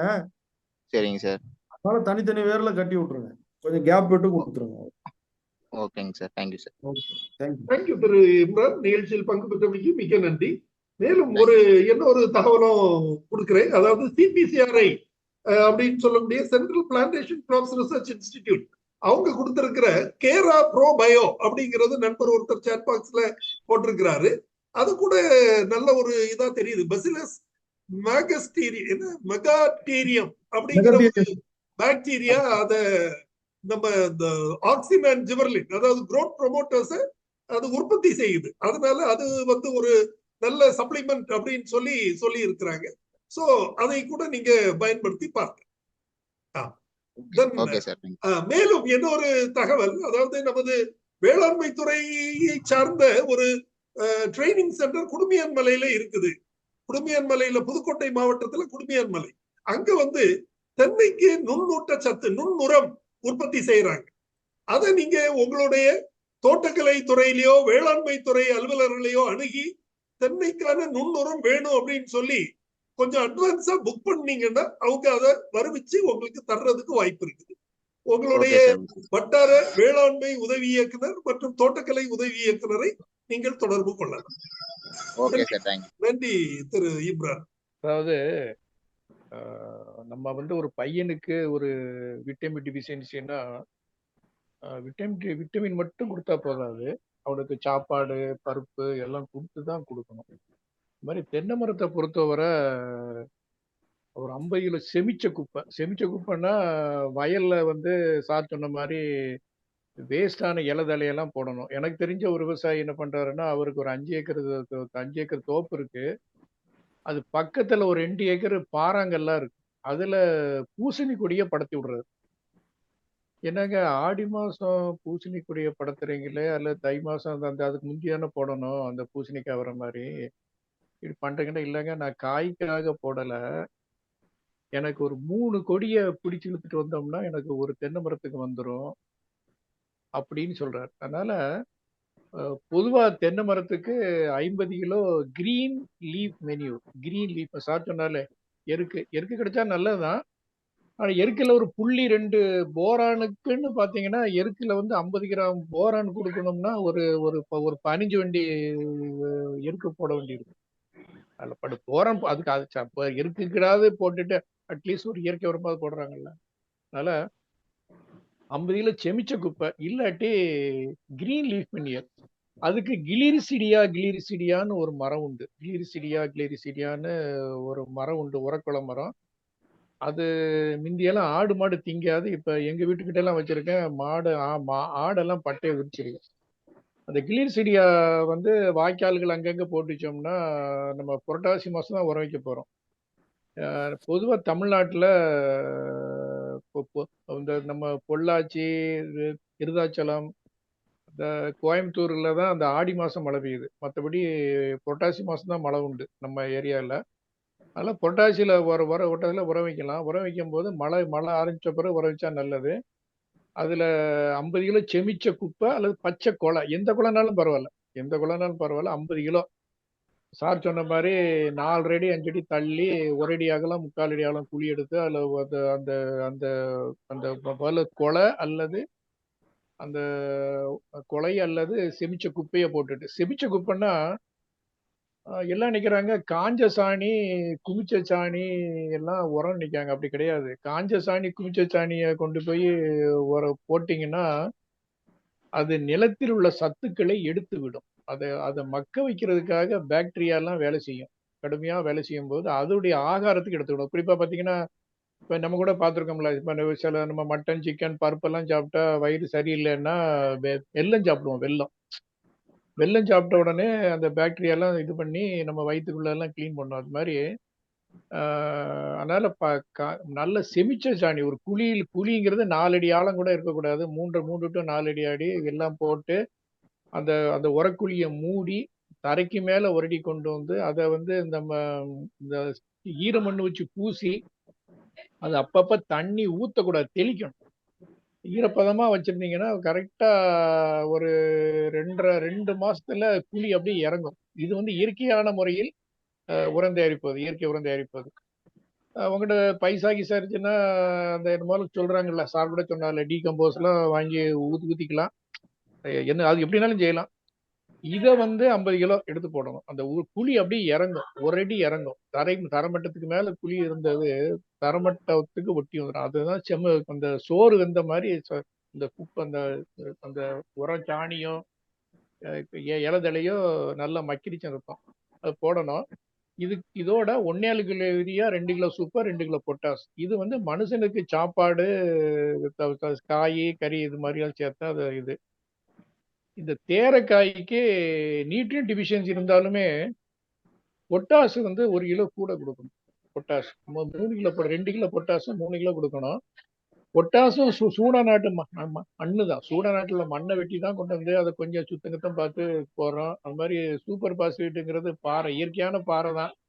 அதை கொஞ்சம் வேக வச்சு மனுஷ எலும்பு மாட்டு எலும்பெல்லாம் போட்டு தான் சூப்பரை தயார் பண்றாங்க. அந்த மண்ணிலிருந்து எடுக்கக்கூடியதை போட்டா தான் அந்த மண்ணுல அந்த இப்ப பொட்டாசில பாத்தீங்கன்னா ஒரு குறிப்பிட்ட அளவுக்கு மேல மத்த பொருள்கள் இருக்கு. அது தங்க வெள்ளியை தவிர இது எல்லாமே இருக்கும்பாங்க. அதை மைக்ரோ அனலைஸ் பண்ணா. அதுல பொட்டாசு போடுங்க. யூரியா சூப்பர் பொட்டாஸ் போடாம டானிக்கு மட்டும் கொடுத்தா வந்து கரெக்டா வரமாட்டேங்க. இன்னொன்னு என்னன்னா, நானும் இப்ப இந்த கொரோனா பீரியடுக்கு அப்புறம் அடிக்கடி கேள்விப்பட்டதுன்னா குருத்தழுகள் நோய்கள். இந்த என்ஜிஓ காலனி எல்லாம் மழையே பெய்யாது. பெருமாள்புரம் திருநெல்வேலியில பெரும்பாலும் என்ஜிஓ காலனில மழையே பெய்யாது. ஆனா அங்க குருத்தழுகள் வருதுன்னு என்னுடைய அலிக்ஸ் விவசாயிலாம் பேசிக்கிட்டே இருந்தாங்க. என்னடா குருத்தழுகன்னு மழை பெஞ்சிச்சா, தண்ணி தேங்கி நிக்கா, அல்ல வயக்காட்டுக்குள்ள தென்னை மரம் வச்சிருக்கீங்களா, வயக்காட்டுக்குள்ள தென்னை மரம் வச்சிருக்கீங்களா, வீட்டு அந்த தோப்பு கிட்ட பெரிய குளம் இருக்கா, குளத்துல குளிர்ந்த காத்தடிக்கா, எல்லாம் கேட்டு பார்த்தோம். அவங்க கடைசியில எனக்கு ஒண்ணு இது பண்ணல, பிடிபடல. பிறகுதான் திடீர்னு பார்த்தா ஒருத்தர் சும்மா கேலியா பேசும்போது சொன்னாரு, என்னத்தையாவது தண்ணி கிண்ணிய உள்ள விட்டுருப்பாங்க அப்படின்னு சொன்னார் ஒருத்தர். உடனே கேட்டேன், அந்த 8 பேர்ட்டையும் கேட்டேன், ஏதாவது பண்ணீங்க கேட்டா 7 பேர் என்ன சொன்னாங்கன்னா, காண்டாமிருக வண்டு வருதுன்னு சொன்னதுக்கு அதுல உரக்குழியில தான் மெட்டாரீசியம் விடணும். உரக்குழியில மெட்டாரீசியம் விட்டா தான் அந்த புழுவை கொல்லும். மெட்டாரீசியம் வந்து வண்டினை கொல்லுவது ரொம்ப இதா கிடையாது. வண்டு முட்டைய கூட மெட்டாரீசியம் அழிக்குன்னு சொல்லி சுந்தரபாபு ஆராய்ச்சி பண்ணியிருக்காரு. ஆக்சுவலா வைரஸ், பேக்குலோ வைரஸை தான் ஒரு உயிரியல் காரணியை வந்து அது காண்டாமிருக வண்டால முக்கி அதை அனுப்பி விட்டா வைரஸை பரப்பும். மெட்டாரிசியத்தை ஊத்தணும் சார் அப்படின்றாங்க 7 பேர். எதுக்கு ஊத்துனீங்க? இல்லைங்க காண்டாமிருக வண்டை கட்டுப்படணும்னா ஊத்தணுங்க அப்படின்றாரு. ஏன்னா அவங்க ஊத்துன மெட்டாரீசியமே அது சப்போஸ் வண்டே கண்ட்ரோல் பண்ணி வச்சுக்கோங்களேன், அது உண்மையான மெட்டாரீசியமான்னு நம்மளால சொல்ல முடியாது. இப்ப மெட்டாரீசியம் கிரீனா இருக்கணும், அது பேரு கிரீன் மஸ்கார்டைன் ஃபங்கை. ஆஸ்பர்ஜில்லஸும் அந்த மாதிரி தான் இருக்கும். நம்ம மார்க்கெட்ல கிடைக்கிறதெல்லாம் உண்மையான அந்த பாக்டீரியாவோ ஃபங்கஸோ இருக்கான்னு பார்த்தா அது நம்ம இது சொல்ல முடியாது. தயவு செய்து எக்காரணத்தை கண்டும் தண்ணியோ எதையோ உள்ள ஊத்திராங்க. எதுல? குருத்துக்குள்ள ஊத்திராங்க. மரத்தில் ஸ்ப்ரே பண்ணுவது வேறு, குருத்துக்குள்ள ஊத்துறது வேறு. ரைட்டா? அது கொஞ்சம் ஞாபகம் வச்சுக்கங்க. அப்படின்னு சொல்றது. அதனால இந்த நுண்ணூட்ட சத்து மட்டும் கொடுத்தா இதெல்லாம் என்னுடைய அனுபவத்துல வந்து அந்த நம்ம உரம் போட்டு அந்த யூரியா, சூப்பர் பாஸ்பேட், பொட்டாசு, 50 கிலோ செமிச்சகுப்பை போட்டு 8வது மாசத்துல இருந்து வெட்டுற தேங்காய் வந்து தேரை இல்லாம வரும். 8வது மாசம். காய் எண்ணிக்கை கூடுறதுக்கு 1.25 வருஷம் ஆகுது. காயோட எண்ணிக்கை கூடுவது 1.25. ஏன்னா பொதுவா தென்னை மரத்துக்கு இந்த மாதிரி சமச்சீர் அளவு கொடுக்கறது இல்லை. ஏன்னா அவங்க எல்லாருக்கும் கொஞ்சம் கஷ்டப்படுறாங்க. இதை வாங்கி எடுத்துட்டு போய் எடை போட்டு இதெல்லாம் இதங்க டானிக்குன்னா கொடுத்துடலாம், டானிக் கொடுத்தா நல்லா காய்க்குன்னு சொல்லி இது பண்றாங்க. அது மாதிரி தஞ்சாவூர் பக்கத்துல எல்லாம் என்னமோ விற்கிறாங்க. முடிந்த வரைக்கும் கண்டதையும் குருத்துக்குள்ள ஊத்தாம இருந்தா நல்லதுன்னு நான் நினைக்கிறேன். மிக நன்றி. நன்றி டாக்டர் முருகேசன், கூடுதல் தகவல் வழங்கியமைக்கு மிக்க நன்றி. ராஜசேகர், நான் அக்ரிகல்ச்சர் டிபார்ட்மெண்ட் மதுரையில இருக்கேன், பிடிஎம் இருக்கேன். இப்ப ஒரு எக்ஸ்போசர் விசிட்காக பெங்களூர் போயிருந்தோம். அப்ப வந்து அங்க ஐஏஹெச்ஆர் பெங்களூர் போயிருந்தது. அப்ப வந்து சார், பூனைக்காளி அப்படிங்கிற பிரெஞ்சு பீனை வந்து கோகனட் கார்டன்ல 4-5 விதையை போட்டு விட்டோம்னா அது கோகனட் கார்டன் போற நல்லா பரவுது. இது என்ன பிராட் லீவ்டு. இது நம்பர் 2 வந்து களை வராம ஏரியா பூராமே கவர் பண்ணிடுது. அடுத்தாப்புல இது வந்து இதோட விதை வந்து நிறைய மெடிசனல் வேல்யூ உள்ளது. 2வது இது பிரெஞ்சு பீன் அப்படிங்கிறதுனால இதோட இதை வந்து நம்ம கட் பண்ணி, ஏன்னா காற்றுல இருக்க தலைச்சத்தை கிரகிச்சு கொடுக்கக்கூடிய தன்மை இருக்கு பீன்ஸ் பல்சஸுக்கு புறம். ஸோ அதனால அந்த லீவ்ஸும் நிறைய கிடைக்குது. அதையே மறுபடியும் அந்த இதுல பேசின்ல நம்ம போட்டுக்கலாம், மல்ச்சிங் மாதிரி எல்லாம் உள்ள இன்கார்பரேட் பண்ணிக்கலாம் அப்படிங்கிற மாதிரி சொல்லி நான் ஒரு 2 கிலோ சாம்பிளுக்கு வாங்கிட்டு வந்து 2-3 கோகனட் கார்டன்ல கொடுத்துருக்கேன் சார். growth நல்லாவே இருக்குது. ஓகே. தோப்புகள்ல வந்து களையை கட்டுப்படுத்துறதுக்கு வழக்கமாக நாம வந்து கிரீன் மனியூர் கிராப்ஸ் எல்லாம் போடுறது உண்டு. போடுறோம். இது வந்து லீஃப் வந்து பிராட் லீவ்டு, நல்லா கவர் பண்ணிடுது நல்லா. Okay okay. அதான் இதை போட்டாலும் அது வந்து அதாவது போட்டி பயிர்கள் இருந்தாச்சுன்னா தென்னை தாங்கிறது கொஞ்சம் சிரமம் தான். இருந்தாலும் கூட அதிக அளவுல உள்ள களைகளை கட்டுப்படுத்துறதுக்காக அதை நாம அலோவ் பண்றோம். அத மாதிரி நீங்க உங்களுடைய தகவல் முக்கியமானதாகவே தெரியுது. நன்றி நன்றி. நிகழ்ச்சியில் பங்கு பெற்றமைக்கு நன்றி. உங்கள் தகவலுக்கு நன்றி. இப்ப ஒருத்தர் சிங்க் பாஸ்பேட் எலிக்கு வைக்கலாமா, அது பேண்ட் கெமிக்கலான்னு கேட்கிறாரு. தடை செய்யப்பட்ட கெமிக்கலான்னு கேட்கிறாரு. எனக்கு தெரிஞ்சு தடை செய்யப்பட்ட நினைக்கிறேன். எலிக்கு வந்து சிங்க் பாஸ்பேட்டை விட புரோமோடைலான் கேக்குன்னு ஒன்று இருக்கு. புரோமோடைலான் கேக்கு அது வந்து ஒரு 2 மொத்தம் 6 கேக்கு அல்ல 4 கேக்கு சேர்ந்து இருக்கும். அதை வந்து நம்ம ஊர் எலி நல்லா சாப்பிடணும்னா ட்ரை ஃபிஷ் இருக்குல்ல, அந்த காஞ்ச மீன், கருவாடு, அந்த அந்த கேக்கை வந்து அது 4 பிட்டா, அதான் நம்ம வந்து நம்ம மிட்டாய் இருக்குல்ல, நம்ம எள்ளு மிட்டாய், கடல் மிட்டாய் மாதிரி தான் இருக்கும். கடல் மிட்டாய் மாதிரி பிட்டு பிட்டா உடைக்கலாம். அதை வந்து உடைச்சி ஒரு பாலித்தீன் பைக்கில் போட்டு ட்ரை ஃபிஷ் தூள் கொஞ்சம் உள்ள தடை விட்டு ஒரு 3 நாள் வச்சிருந்து போட்டீங்கன்னா எலி நல்லா விரும்பி சாப்பிடுது. ஒரு 3 நாள் 4 நாள் கழிச்சு எலி சாகும். அந்த இது அல்ல. சிம்பாஸ்வேடு வந்து எனக்கு தெரிஞ்சு பேண்ட் கெமிக்கல் கிடையாது. ஒரு பங்கு தேங்காய் எண்ணெய், ஒரு பங்கு தேங்காய் எண்ணெய், 2 பங்கு சிம்பாஸ்வேடு, மீதி 49 நினைக்கிறேன், 49 பங்கு எலிக்கு பிடித்த உணவு வறுத்த அரிசி அல்லது வறுத்த ட்ரை ஃபிஷ், கருவாடு. இது தேவை. முதல்ல வந்து சிம்பாஸ்வீடு சேர்க்காம அந்த உணவை வைக்கணும். அது சாப்பிட்டு ஒரு 2-3 நாள் சாப்பிட்டு அது பழகின பிறகுதான் சிம்பாஸ்வீடு சேர்க்கணும். இல்லாட்டி மறுபடியும் ஒருக்க சிம்பாஸ்வீடு வைக்கும் போது அது எலி சாப்பிடாது. தன்னோட தம்பி, தன்னோட அண்ணன் வந்து சாப்பிட்டு தான் செத்து போனா வயிற்றால பிடிக்க வயிறு செல்லாம வச்சுன்னு அவங்க இது பண்ணி கொடுவாங்க. பொதுவா கேக்கு வந்து புரோமோடைலாம் கேக்கு, முஸ் கேக்கு, ரேட்டோ பார்ன்னு நினைக்கிறேன், ரேட்டோ பார்ன்னு கிடைக்குது. அதுல தென்னை மர இந்த மட்டை இடுக்குல வைக்கலாம். ஒரு கம்பி போட்டு கட்டினீங்க நல்லது. கம்பி போட்டு கட்டி வச்சுட்டீங்கன்னா, இல்லாட்டி அந்த மட்டையில விட்டு கீழே விழுந்தாலும் விழுந்துரும். வேஸ்டா போயிரும். அது புரோமடைல் கேக்கு வச்சா சிறப்பா இருக்கும். சாப்பிட்டு உடனே சாகாது. 2-3 நாள் கழித்து தான் சாகும். மிக நன்றி சார்.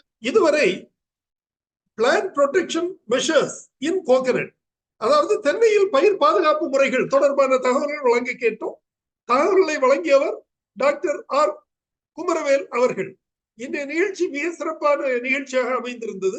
தென்னையில் உள்ள நோய்கள், பூச்சிகள் பற்றிய தகவல்களை அலசி ஆராய்ந்து அவற்றை படக்காட்சிகளுடன் நமக்கு வழங்கிய திரு குமரவேல் அவர்களுக்கு எனது நெஞ்சார்ந்த நன்றியினை தெரிவித்துக் கொள்கிறேன்.